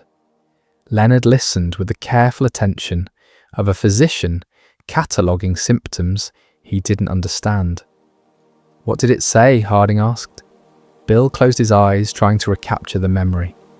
It was a single word repeated, over and over, but it wasn't in English, wasn't in any language I recognise, but I knew what it meant. I understood it. What did it mean? Patricia asked softly. Bill opened his eyes, looked at each of us in turn. His expression was strange, fear mixed with wonder, confusion mixed with certainty. Return. Chapter 9. The Departure. We went back to the clearing at dawn, all of us, the whole town, or near enough. Word had spread through Devil's Hollow like wildfire. People needed to see, needed to witness, needed to be part of whatever was about to happen, because everyone knew, could feel. that something was building toward a conclusion. The forest was silent as we hiked in. More than 100 people moving through the trees, trying to be quiet, trying not to disturb whatever waited ahead. Families with children, elderly residents who hadn't hiked in years but refused to miss this, teenagers with cameras, the pastor, the mayor, everyone who could walk the trail, everyone who needed to see the impossible with their own eyes. The sphere was fully luminous when we reached the clearing, glowing bright blue like a small star brought to earth, casting sharp shadows across the crystalline patterns that had spread through the soil. The frost-covered trees surrounding the clearing sparkled in the early morning light, each branch encased in ice despite the warmth of late June. The entire scene looked like something from another world, a place where different rules applied. We stood in a wide circle around the clearing, maybe 100 people, watching and waiting. No one spoke. What was there to say? We'd come to witness something beyond explanation, beyond categorization. We'd come because the alternative, staying home, pretending this wasn't happening, was impossible. The humming was everywhere now, resonating in our chests, our bones, our teeth, strong enough to feel in the soles of our feet, building, intensifying, like the earth itself was vibrating at a frequency that reality wasn't quite designed to handle. Then the sphere began to unfold. There's no better word for it. The surface, which had been seamless and solid for days, began to split along lines that hadn't existed moments before. Panels shifted and reconfigured, moving with liquid grace, making absolutely no sound. It was like watching origami in reverse, a complex shape unpacking itself into something simpler and more profound. The panels moved in ways that shouldn't be physically possible, folding through angles that hurt to look at, creating geometry that violated three-dimensional space. It was beautiful and terrifying in equal measure, like watching reality itself rearrange its fundamental rules. The interior was revealed gradually, panel by panel, as if the sphere was being patient with us, giving our minds time to adjust to each new impossibility before presenting the next. The chamber inside was hollow, perfectly smooth, lined with the same mirror-like material as the exterior, but this interior absorbed light instead of reflecting it. Looking into it was like looking into the void of space itself, into the gaps between stars where light hasn't reached in billions of years. No machinery, no controls, no technology that we could recognize, just empty space that somehow felt occupied. That had weight and presence despite containing nothing our eyes could see, like a room that was somehow also a door, a container that was also a passage. And then we saw it, the being from the field. It materialized at the edge of the clearing, near the tree line where the frost patterns ended and normal forest began. But this time, there was no blurring, no distortion. We could see it clearly. All of us, 100 witnesses to something that shouldn't exist. It was tall. We'd known that, but seeing it clearly made the scale apparent. At least 9 feet, maybe more. Humanoid in the most basic sense. 2 arms, 2 legs, a torso, a head. But the proportions were wrong in ways that created a disturbing grace. The skin, if it was skin, was smooth and pale, with a faint opalescent quality that caught the light strangely, creating subtle rainbow patterns that shifted with each movement. The head was larger than it should be, the skull elongated, suggesting a brain cavity that could contain thoughts we'd never comprehend. The features were minimal, suggestions of eyes dark and depthless, and a mouth but nothing defined. Nothing quite human despite the overall humanoid structure. The limbs were elongated, elegant, in a way that seemed almost fragile but suggested strength we couldn't estimate. It moved toward the sphere with smooth gliding steps, There was no sound, no footsteps, no rustle of displaced air, just silence and that ever-present hum that seemed to emanate from the being itself as much as from the sphere. When it moved, space seemed to accommodate it rather than be pushed aside by it, as if reality was making room for something that existed on its own terms. It walked across the clearing, stepping carefully over the crystalline patterns in the frozen soil. Its movements were unhurried, patient, as if it had all the time in the world or knew that time was irrelevant to what was about to happen. When it reached the sphere, it turned to face us, all of us. Its gaze swept across the crowd, and I swear it paused on me, on Bill, on Patricia and Marcus, on everyone who carried the marks, acknowledging us, recognizing us, thanking us perhaps, in the only way it could. Then it extended one arm. The hand, if you could call it that, had too many fingers, long and delicate, jointed in ways that didn't match human anatomy, and placed it against the opening of the sphere.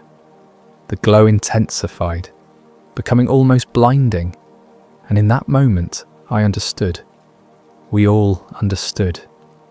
The knowledge wasn't in words, it was just suddenly present in our minds, placed there by the being with gentle, patient intention. The sphere wasn't a craft in the way we think of crafts. It wasn't transportation. It was a rescue pod, an emergency beacon. This being, whatever it was, wherever it came from, had crashed here, had been stranded, separated from its home, from its people, from everything it knew, and it had been waiting, calling out, hoping for retrieval, for rescue from a civilization that existed light years away. And now finally they were coming. The opening sphere wasn't launching, it was receiving, creating a doorway, a passage, a way home that bypassed the tyranny of distance and time. The being stepped into the sphere. The opening began to close, those impossible panels shifting back into place, sealing with perfect precision. The glow reached a crescendo, pulsing once, twice, 3 times, each pulse sending out waves of pressure that we felt in our chests, that made the air shimmer, that caused the frozen trees to shake and drop fragments of ice that caught the morning light like falling stars. The humming became a single, sustained note that vibrated through everything, through the earth, through our bodies, through the air itself. A fundamental frequency that felt like the sound of the universe taking a deep breath. Then in complete silence, the sphere rose. It lifted straight up, slowly at first, with deliberate grace, no exhaust, no thrust, no jets of fire or clouds of smoke.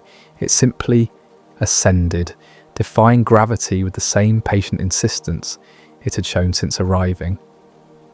Rising above the trees, above the clearing, climbing into the morning sky that was brightening from grey to blue, we all watched, heads tilted back, shielding our eyes from the blue light that grew more intense as the sphere rose higher.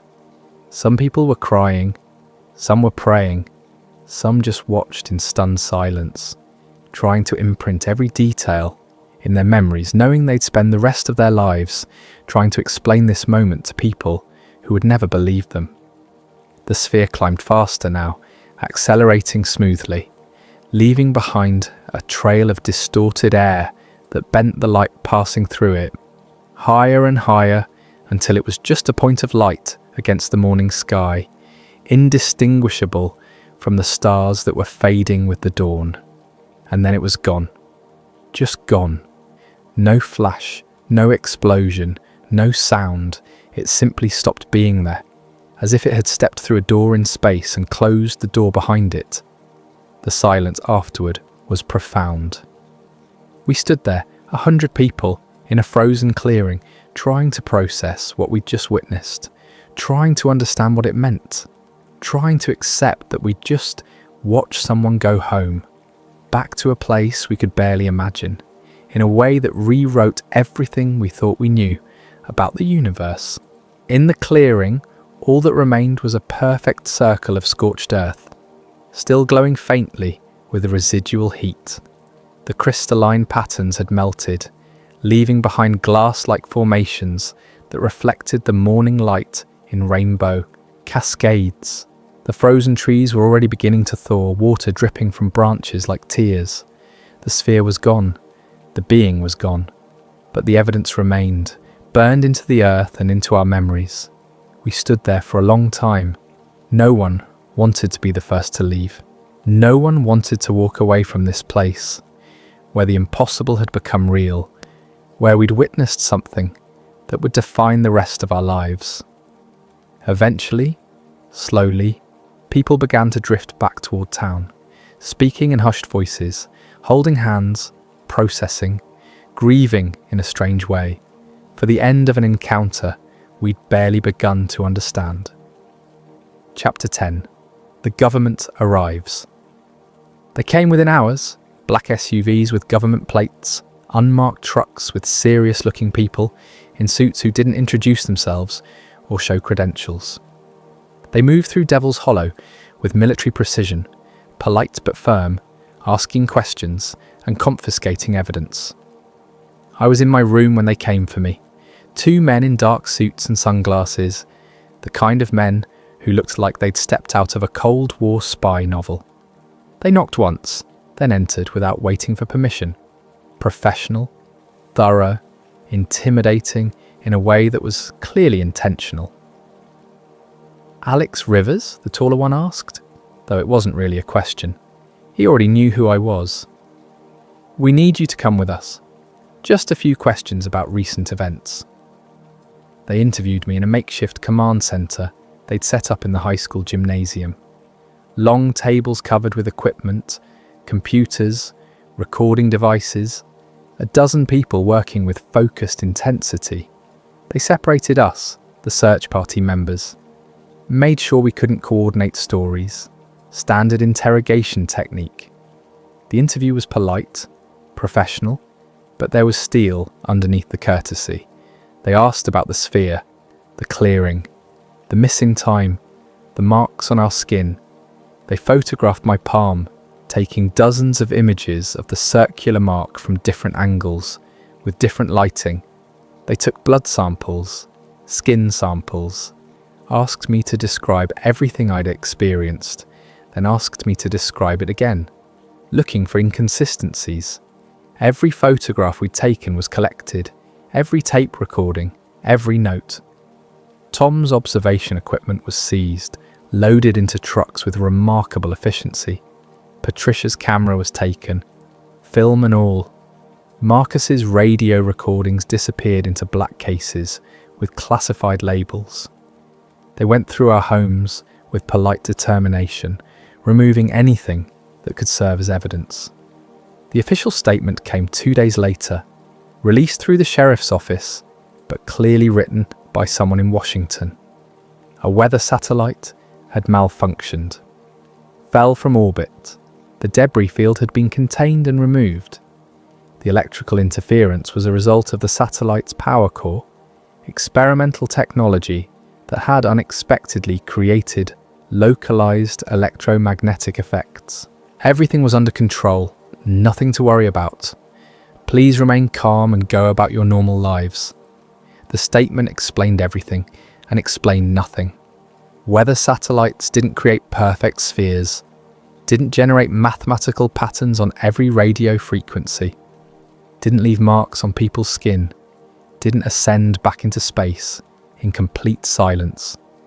But the statement was confident and authoritative, full of technical jargon that sounded plausible to anyone who hadn't been there.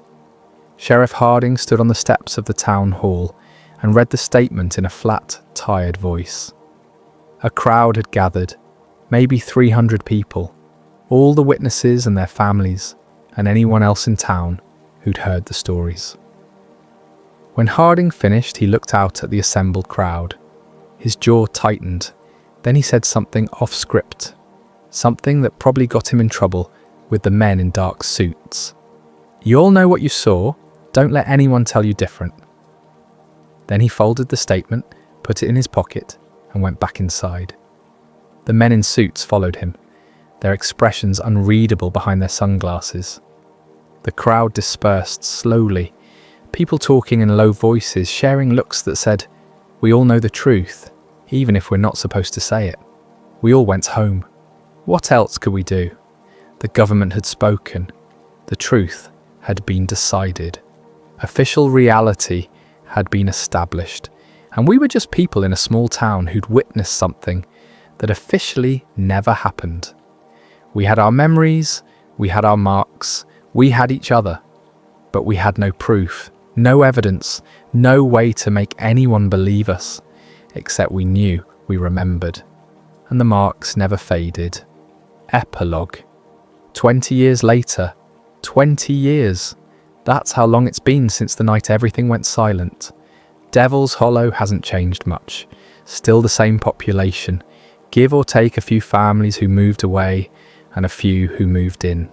Still the same quiet streets and dark forests.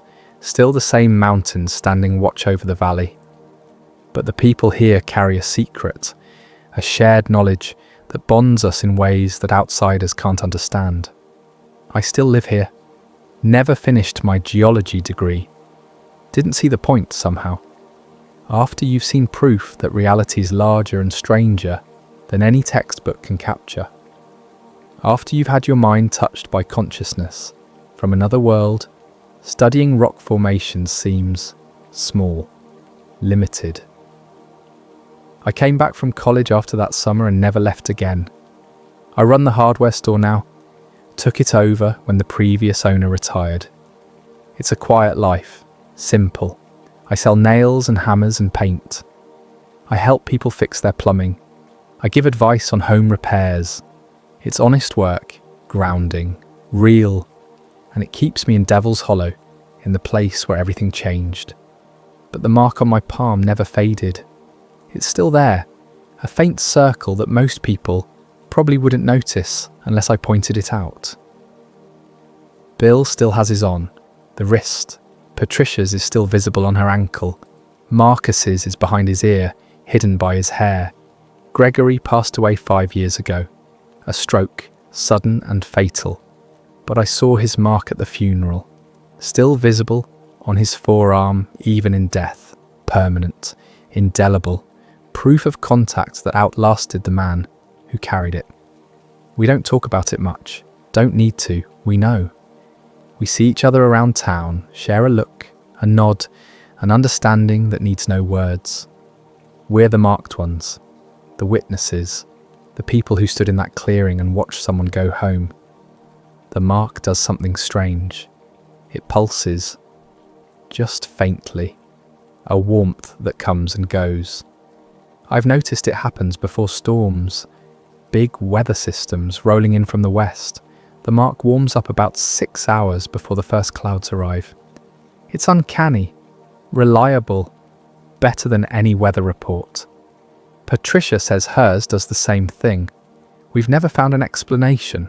Leonard Marshall studied it before he retired, took dozens of tests, found nothing unusual about the tissue itself.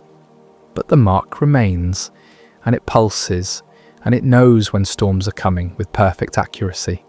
And the signal. Every few years, Marcus picks it up again on his ham radio, just for a few seconds. That same rhythmic pattern, those same tonal bursts. It appears without warning, floods every frequency, and then disappears just as quickly. Never long enough to record properly, never long enough to analyse.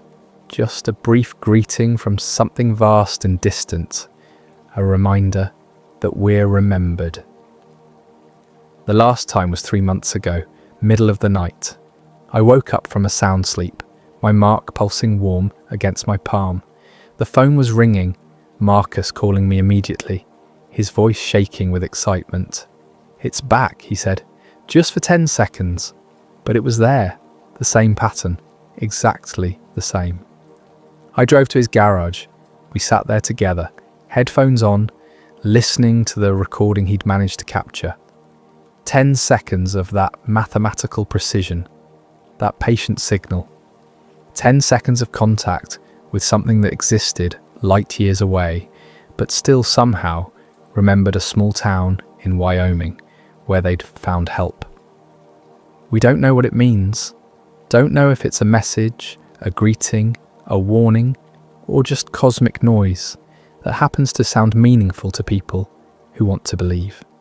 But we choose to believe it means something. That out there, somewhere among the stars, something remembers us. Something that once needed help and found it in a place that nobody's ever heard of. The clearing in the forest is still there. The scorched circle never grew back. Nothing grows there.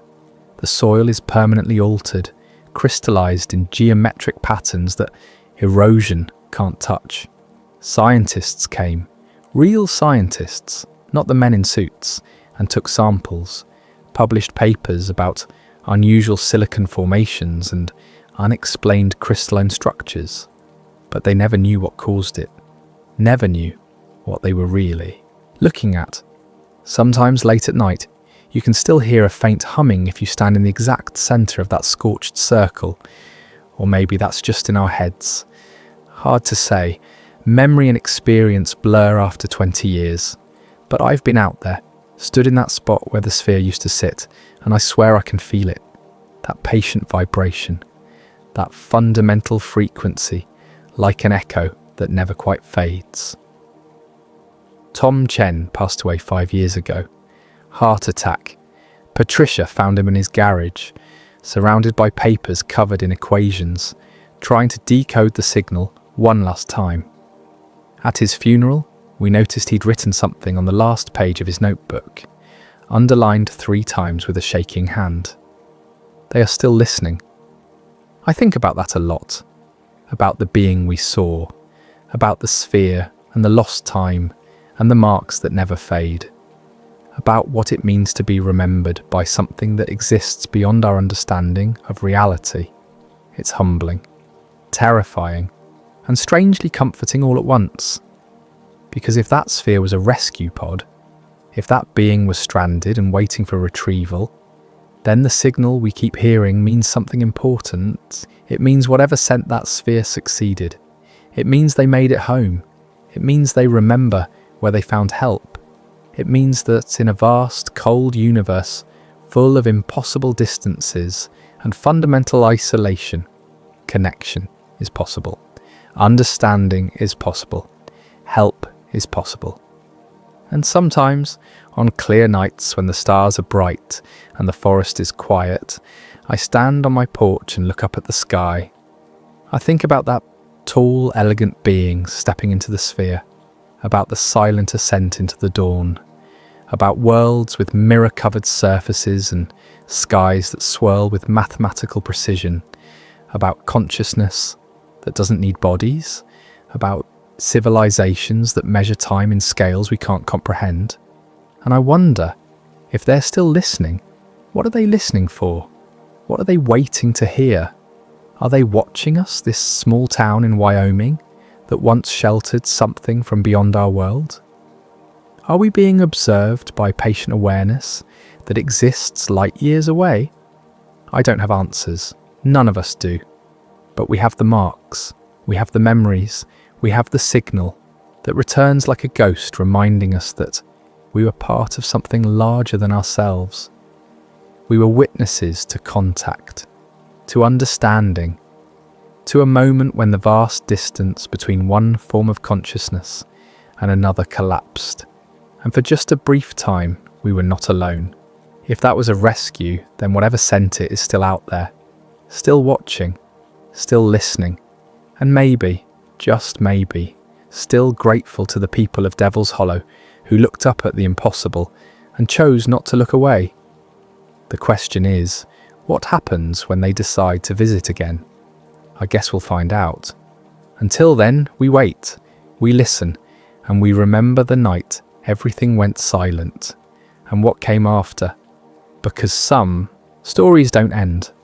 They just pause, waiting for the next chapter to begin. And I have a feeling, deep in the place where the mark pulses against my palm, that this story isn't over.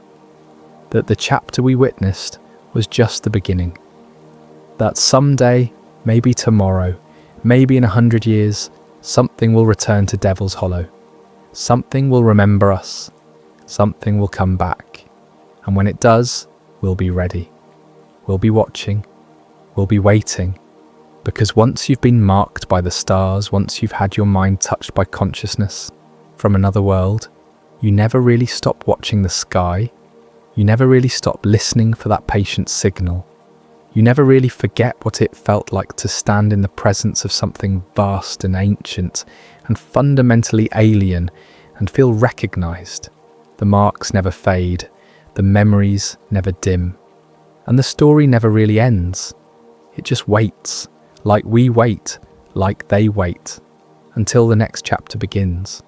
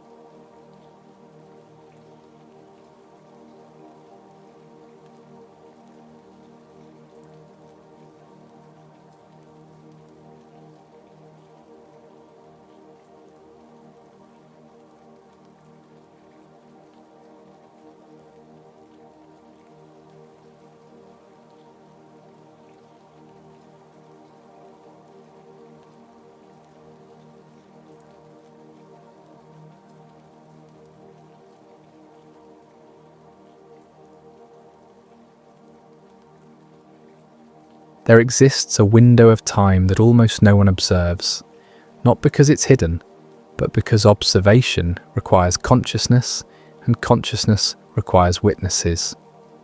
Between 3 and 5 in the morning, cities don't sleep so much as they idle. Traffic lights cycle through their patterns for empty intersections. Security cameras record hallways no one walks. Computer systems run diagnostics that no one monitors in real time. This is when I saw it. Or rather, this is when I noticed something that suggested I had been seeing it all along. My name is Marcus Webb, and for the past 11 years I've worked as a systems coordinator for the Regional Water Treatment Authority. It's not glamorous work. Most people don't think about where their water comes from or how it's managed until something goes catastrophically wrong. My job is to make sure nothing goes catastrophically wrong. I monitor flow rates, chemical balances, pressure differentials across a network of pumping stations, and treatment facilities that serve about 200,000 people. I work the overnight shift, midnight to 8 in the morning, 4 days a week. The pay differential makes it worth the circadian disruption, and honestly, I prefer it. No meetings, no supervisors hovering. Just me, 6 monitors, and the quiet hum of systems doing exactly what they're designed to do. The event I'm about to describe didn't announce itself. There were no lights in the sky, no mysterious figures, no equipment failures or power surges. What happened was far more subtle, and in retrospect, far more unsettling. It started with a number that was technically correct, but contextually impossible. Chapter 1. The Anomaly on a Familiar Screen. It was a Tuesday morning in late September. The timestamp read 3:17. I had been monitoring a routine chlorination cycle at Treatment Plant 7, one of our smaller facilities located about 15 miles outside the city proper. The process is automated, but we maintain human oversight because water treatment operates on the principle that redundancy saves lives. The chlorine injection rate was reading 0.72 parts per million, well within acceptable parameters. The flow rate through the contact chamber showed 2.4 million gallons per day. Normal for that time of night. The residual chlorine reading at the discharge point measured 0.68 parts per million. I had been staring at these numbers for maybe 20 seconds before I realised what was wrong. The contact time didn't match. In water treatment, contact time is the duration that water spends in contact with chlorine before it's considered disinfected. It's a function of volume and flow rate. Given the size of Plant 7's contact chamber and the flow rate being reported, the contact time should have been roughly 90 minutes. The system was reporting 93 minutes. 3 minutes isn't much. It wouldn't trigger any alarms. The system builds intolerances for exactly these kinds of minor variations. Equipment drifts, calibrations shift. Real-world physics rarely aligns perfectly with theoretical calculations. But I had been doing this job for 11 years. I knew Plant 7 systems intimately. A 3-minute drift didn't happen gradually. It happened when something in the flow dynamics changed. I checked the influent delta, no variation. I checked the chamber level sensors, stable. I pulled up the historical logs and scrolled back through the past 6 hours. The drift had appeared suddenly at 2:41 in the morning, 36 minutes ago. The contact time had been 90 minutes at 2:40. At 2:41, it jumped to 93 minutes, and it had stayed there. I ran a diagnostic on the flow meters. They came back clean. I checked for air pockets in the contact chamber that might create dead zones. Nothing. I reviewed the chemical feed logs to see if someone had adjusted injection rates, without logging it properly. All normal. The numbers made sense individually. They just didn't make sense together. I logged the discrepancy as a minor anomaly and flagged it for the day shift to investigate. Probably a sensor issue. Probably nothing. Then I noticed something else. The moment I flagged the issue and looked away from that screen to check another facility, the contact time corrected itself. When I looked back, it read 90 minutes again. Exactly 90 minutes. I stared at the screen for a full minute. The reading held stable. 90.0 minutes. Not 90.1. Not 89.9. Exactly 90. I unflagged my report and deleted the notation. I told myself I had misread it the first time. Fatigue. Too much coffee. Not enough sleep before the shift. But I didn't believe that. I have a near photographic memory for numbers. It's why I'm good at this job. I opened a blank document and typed Plant 7 contact time anomaly 2:41 to 3:17. 93 minutes reported, then corrected to 90 on observation. I saved it to my personal drive, not the system logs. I didn't know why. It just felt like the right thing to do. The rest of the shift passed without incident. I didn't mention it to the day crew during shift change.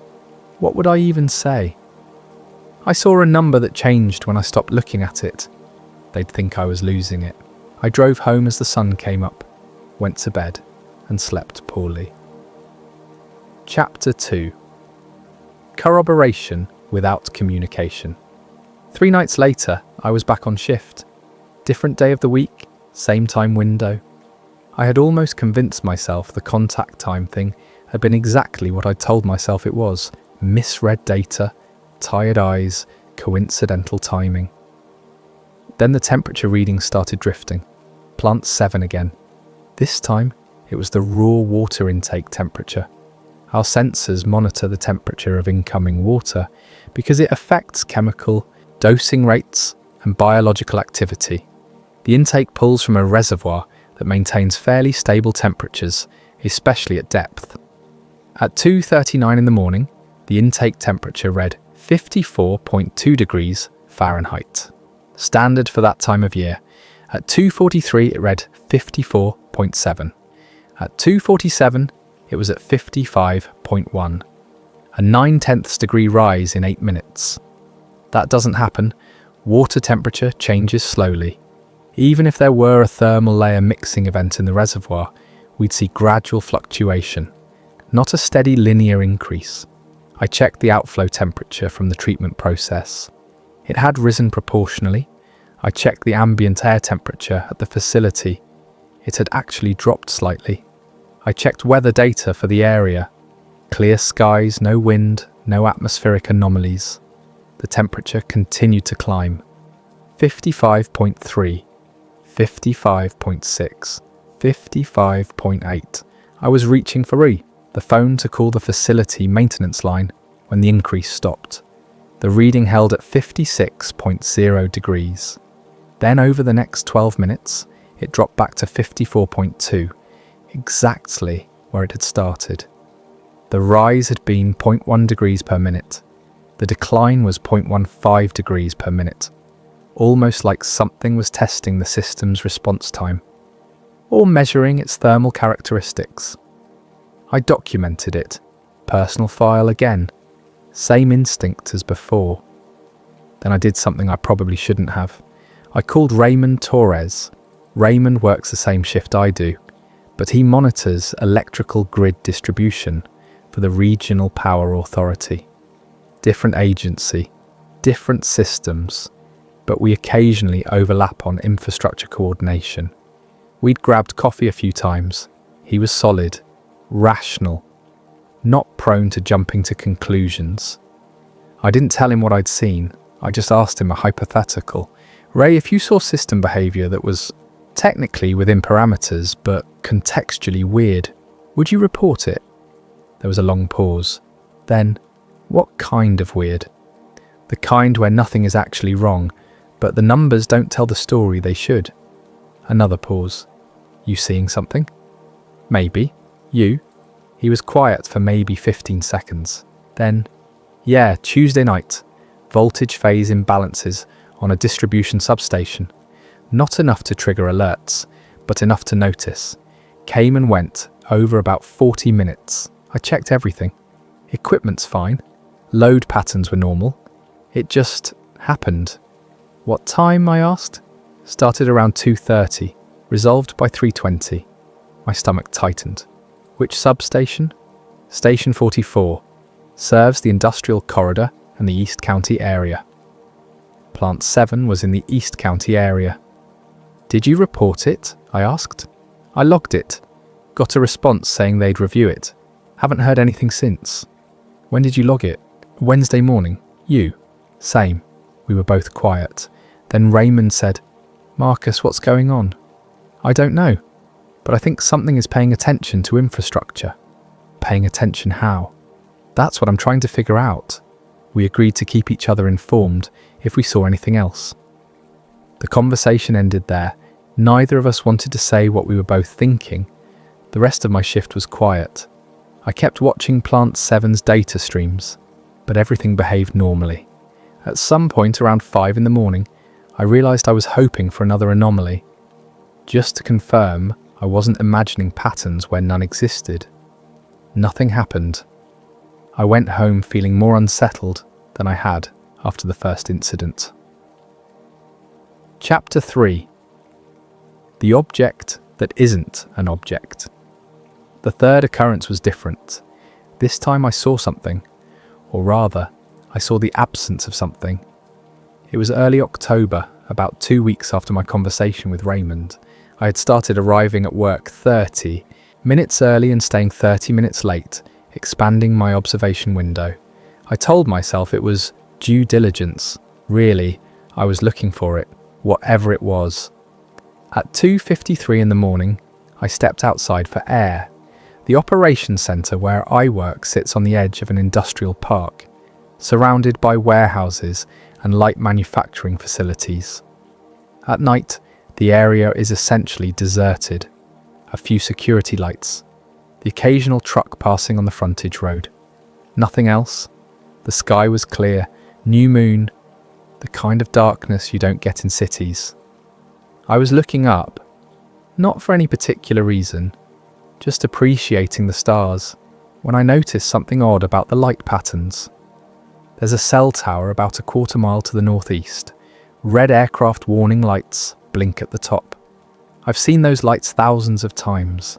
I could time my coffee breaks by their rhythm, but that night the blinks were wrong. Not in timing, They still flashed at the regulation interval. But twice, maybe 3 times, the light appeared to blink behind something. Not a cloud. The sky was clear, not a bird. The interruption was too geometric, too consistent. Something was between me and that tower. Something that didn't reflect light. Something that had depth and dimension, but no visible surface. I stood there for maybe 5 minutes watching. The interruption happened again. The red light blinked, and for just a fraction of a second it was occluded. Not dimmed, not scattered, blocked. I went back inside and pulled up our site's external security camera feed. We have 4 cameras with overlapping fields of view, covering the parking area and building perimeter. I rewound to the time I'd been standing outside. The footage showed me clearly, standing there, looking up, but it showed nothing else. No object, no shadow, no anomaly in the frame. I switched to the infrared mode we use for overnight monitoring. Still nothing. But when I looked at the timestamp, metadata, something caught my attention. The camera had logged 3 brief buffering events during the time I was outside, each lasting less than a second. Not enough to disrupt recording, but enough to appear in the diagnostic log. I checked the network traffic analysis. During those buffering moments, data transmission from that camera had spiked, not by much, just enough to suggest the processor was working harder than usual to encode the video stream, as if it was trying to render something it couldn't quite process. I filed that in my personal documentation as well. Growing larger now.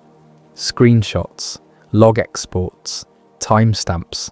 I was building a case file without knowing what the case was. Chapter 4. The pattern. Over the next month, I documented 17 separate incidents. Not all at Plant 7.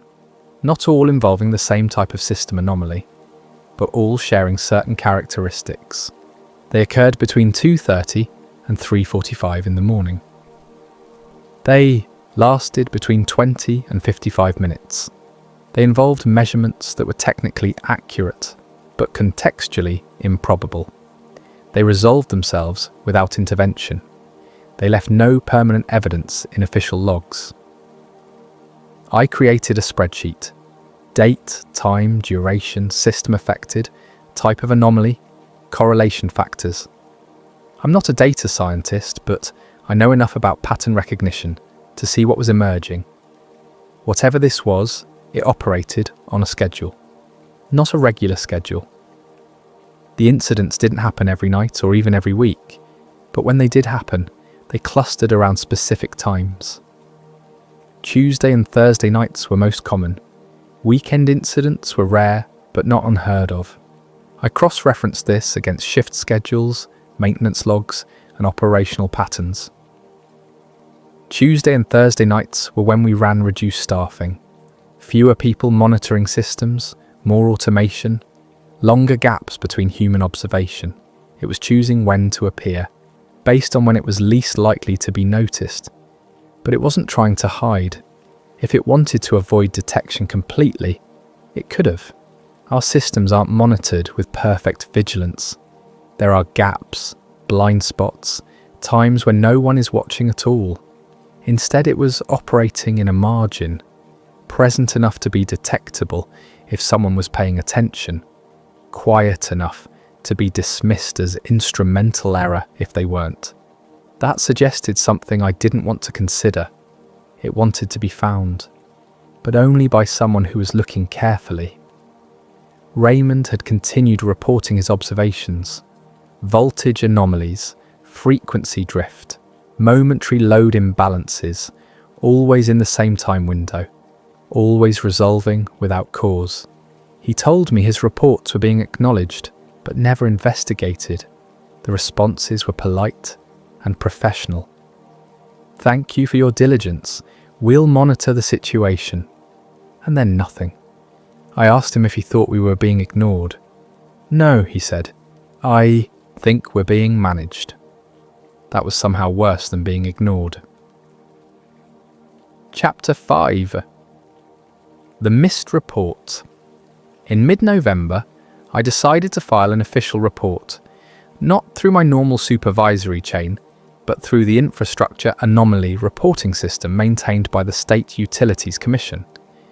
It's designed for exactly this kind of thing, unexplained system behaviour that doesn't rise to the level of emergency but warrants documentation. I spent 3 hours writing it. I included timestamps, system logs, correlation analysis, and cross-references to Raymond's electrical grid observations. I didn't speculate about causes. I just presented data. Factual, professional, verifiable. I submitted it on a Monday morning before I went to bed. By Wednesday night, when I came back on shift, I had a response. The email was cordial. It thanked me for my thoroughness. It acknowledged that I had identified some interesting correlations. It noted that periodic anomalies in automated systems are common and generally attributable to sensor drift, environmental factors, or timing coincidences in how multiple systems sample data. The report had been reviewed by appropriate technical staff. No safety issues were identified. No pattern of equipment failure was evident. The anomalies I documented fell within expected operational variance. The case was closed. No follow-up questions. No request for additional data. No interest in the correlation with electrical grid observations. Just noted, reviewed, closed. I read that email 4 times. Then I called Raymond. "Did you file a formal report?" I asked. "Last week." "You?" "Yeah, got a response today." "Let me guess. Thank you for your diligence, case closed?" "Pretty much." "Same here." He paused. "Marcus, I've been thinking about this. Maybe we're making something out of nothing. These systems are complex. Coincidences happen." "You don't believe that?" "No," he admitted. "But I don't know what I do believe. And I'm starting to think maybe that's intentional." "What do you mean?" "I mean, whoever reviewed our reports knew exactly what we were seeing. And they closed the cases anyway. Not because they think we're wrong, but because they think we're right and they don't want it investigated." I didn't sleep well that day. Chapter 6. The Near Encounter. December brought early snow. Not much, just enough to make the roads inconvenient and give me an excuse to leave for work even earlier than I'd been doing. I told myself it was about avoiding traffic. Really, I was still looking. On a Thursday night, 3 days before Christmas, I got closer than I ever wanted to. We'd had a minor equipment issue at Plant 7. A backup generator had failed its automated test cycle, which meant someone needed to physically inspect it to determine if it was a genuine fault or a sensor error. Normally, we'd wait for day shift maintenance, but the forecast called for heavy snow overnight, and protocol required backup power systems to be verified operational before severe weather. I volunteered to drive out there. It's only 15 miles. I had the access codes. I'd done field inspections before. I left the operations centre at 2:23 in the morning. The drive was uneventful. Roads were clear. No other vehicles. The snow hadn't started yet, but I could smell it in the air. That particular metallic crispness that comes before a storm. I reached Plant 7 at 2:41. The facility was quiet. Security lights illuminated the main treatment buildings. Everything looked normal. I parked near the generator building, grabbed my inspection tablet and flashlight, and headed inside. The generator checked out fine. The sensor had failed, not the equipment. I documented it, reset the test cycle, and confirmed it passed. Total time inside, maybe 12 minutes. When I came back outside, something was wrong. Not obviously wrong, not dramatically. Wrong. Just wrong. The air felt thick, not humid, not cold, just resistant. Like moving through something slightly denser than air should be. The sound was off too. I could hear the hum of the facility equipment, but it seemed muted, distant. like I was hearing it through a wall. I looked up. The sky was overcast now, clouds having moved in while I was inside. But the light was strange. The security lights created halos that extended farther than they should. The shadows were too sharp. Then I noticed my truck. It was exactly where I'd parked it, but it looked farther away. Not much, maybe 10 or 15 feet, except I knew I'd parked it 30 feet from the generator building entrance. I always park in the same spot. I walked toward it. Each step felt normal, but when I reached the truck, I turned back toward the building. The distance looked right now. 30 feet, like it should be. My depth perception wasn't working correctly. I got in the truck and started the engine. The dashboard clock read 2:58. I had been inside for 12 minutes. It was now 34 minutes since I'd left the operations centre.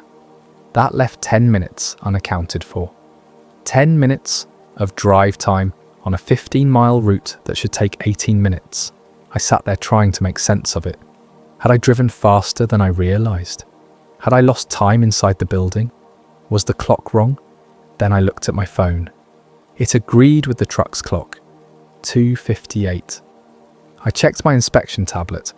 The timestamp on my generator report showed I'd entered the building at 2:43 and completed the inspection at 2:55. That was 12 minutes, but I'd arrived at 2:41. 2 minutes were missing between when I parked and when I entered the building. I tried to remember those 2 minutes. I remembered parking. I remembered getting my equipment. I remembered walking to the door. But there was a gap, a smoothness in the memory, like a transition seen in a movie where time passes, but nothing happens. I drove back to the operations centre. The route took exactly 18 minutes. Nothing unusual happened. By the time I pulled into the parking lot, I'd almost convinced myself I'd just lost track of time. Simple explanation, human error. But I couldn't shake the feeling that I had been somewhere else for those 2 minutes. Somewhere that wasn't quite aligned with normal space. Chapter 7. After Effects. No missing time after that. No injuries, no dramatic physical evidence. But things were different. Small things, subtle things. My sense of timing became imprecise. I've always been able to estimate elapsed time accurately. It's a useful skill for my job. But after that night at Plant 7, my internal clock was consistently off. I'd think 5 minutes had passed and it would be 7. I'd estimate 15 minutes and it would be 12. I started having trouble with spatial relationships, not dramatically. I could still drive, still function normally, but occasionally a doorway would seem narrower than I remembered, or a hallway would feel longer. The distortions were brief, momentary, but persistent. I also developed an acute awareness of being watched. Not by people, not by cameras, just watched. The feeling would come on suddenly, usually during the quiet hours at work. I'd be monitoring systems, and the back of my neck would prickle. I'd turn around, nothing there, but the feeling wouldn't go away. I mentioned this to Raymond during one of our coffee meetings. He looked uncomfortable. "Yeah," he said, "I've been feeling that too, like something's paying attention." "Since when?" "About a month, since I filed that report." We didn't talk about it much after that. What could we say? We were both rational people who worked with empirical systems. We dealt in measurements and verifiable data.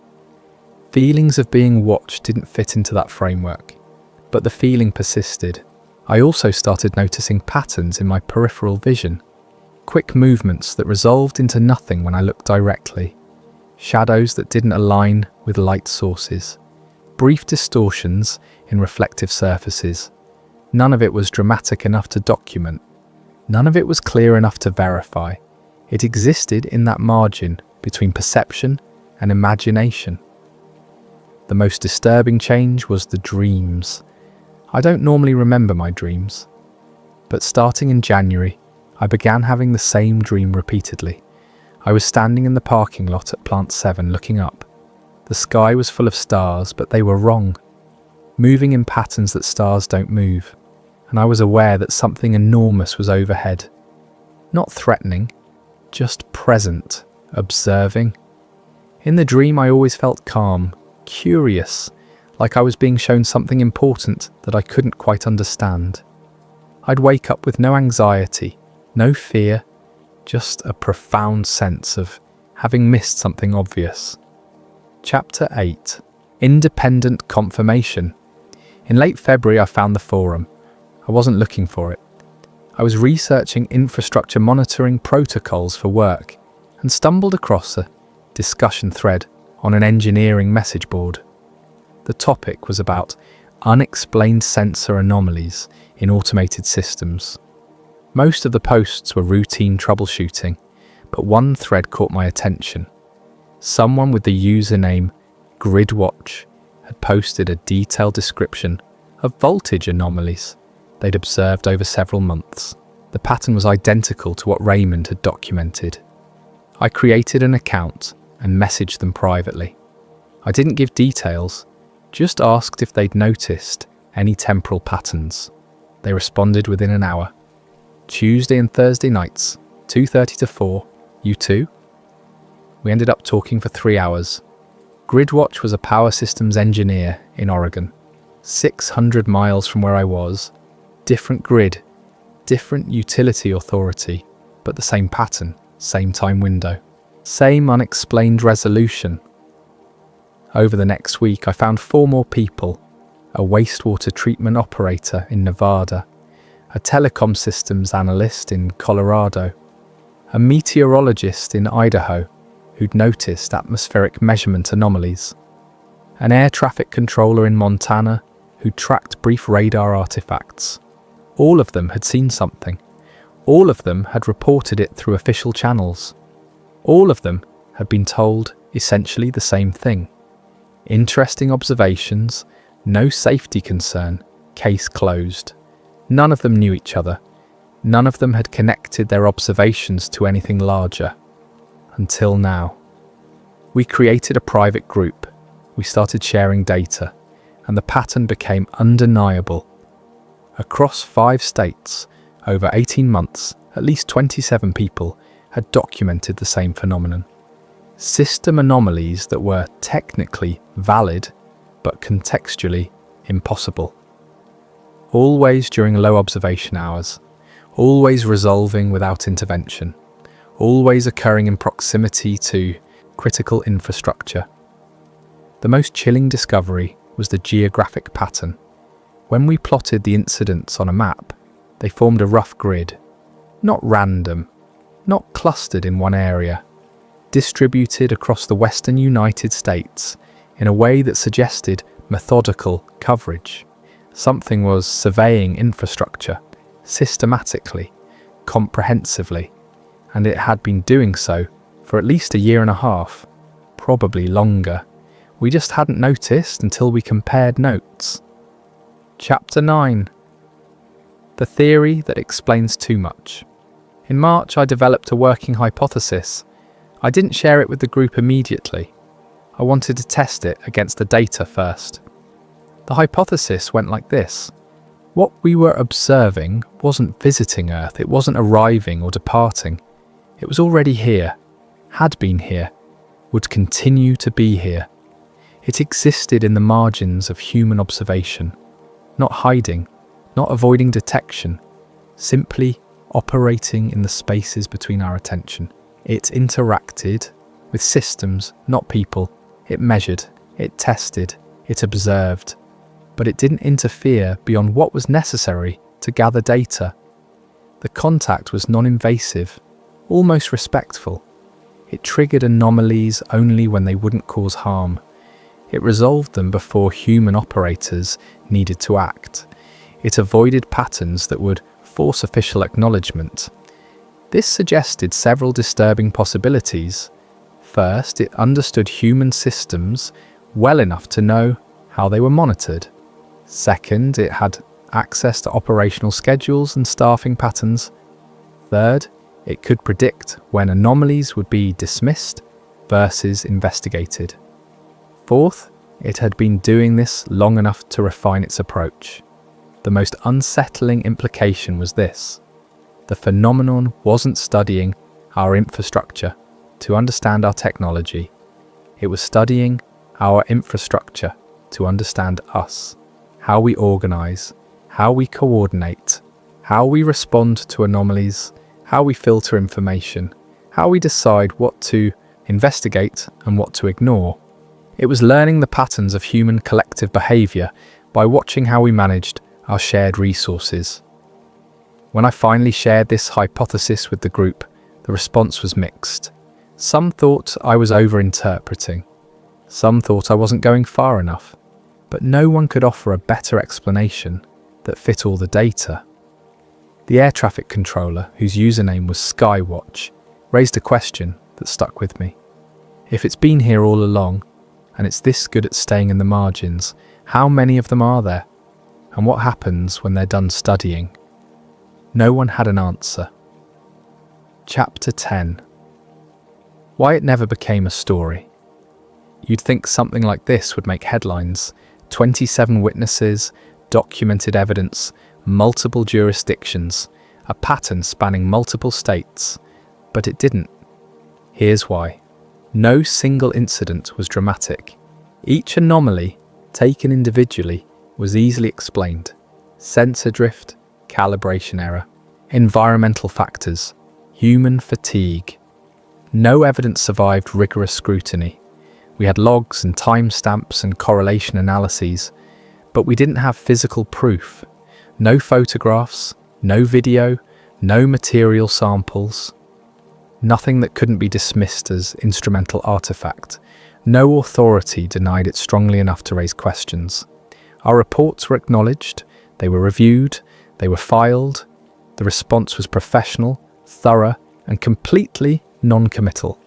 There was nothing to push against, no cover-up to expose, just polite bureaucratic processing.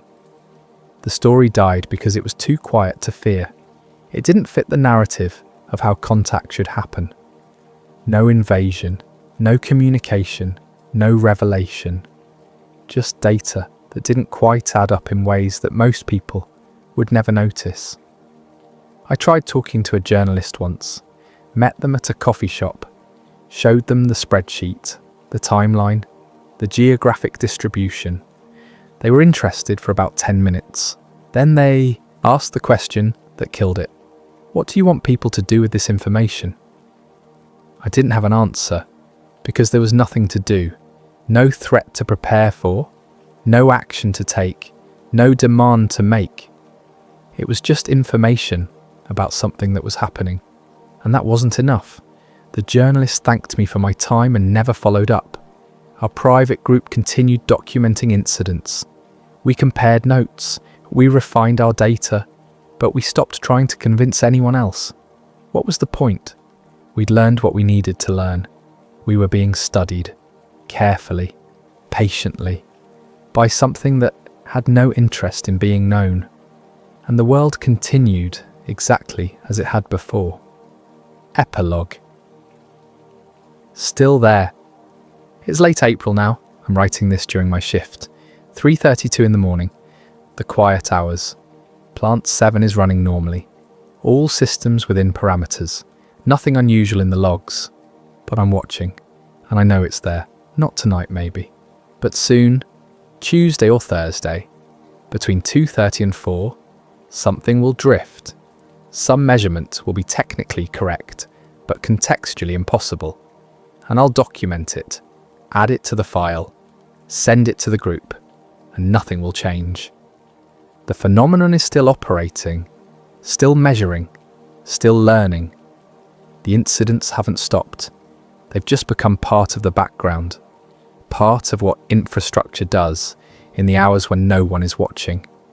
I don't know what it wants. I don't know what it's building toward. Maybe nothing. Maybe it's purely observational. Maybe we're as interesting to it as soil bacteria are to us. Present, measurable, ultimately not concerning. Or maybe it's waiting, gathering enough data to understand us completely.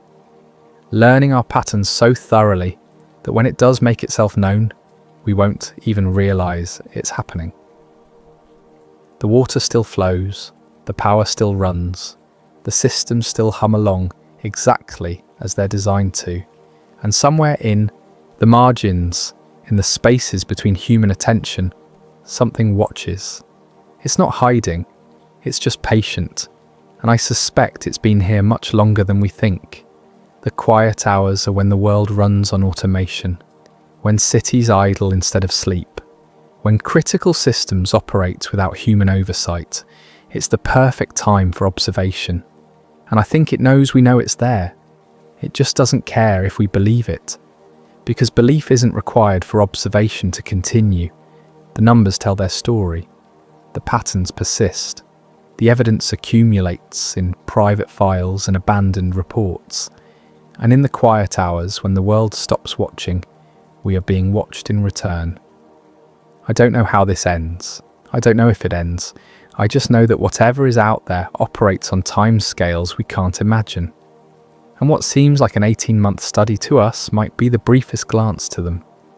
A moment of curiosity, a passing interest, a casual survey of infrastructure managed by creatures who still measure time in years instead of eons. We build systems to last decades. It thinks in millennia, and will never be able to prove it was here, because it leaves no evidence that can't be explained away, no proof that survives the filter of official skepticism, no story dramatic enough to overcome the human preference for comfort over truth. So it remains what it has always been, an anomaly, a curiosity, a pattern that technically shouldn't exist but can always be dismissed. And in the quiet hours I watch my screens, and I know I'm not the only one watching. The question isn't whether it's real. The question is what happens when it finishes collecting data, and whether we'll even notice when it does. My shift ends in 4 hours. The sun will rise, the day crew will arrive, systems will continue their routines, and tonight, during the hours nobody watches, it will be back, measuring, testing, observing, still there, always. There, in the quiet hours, where nobody looks,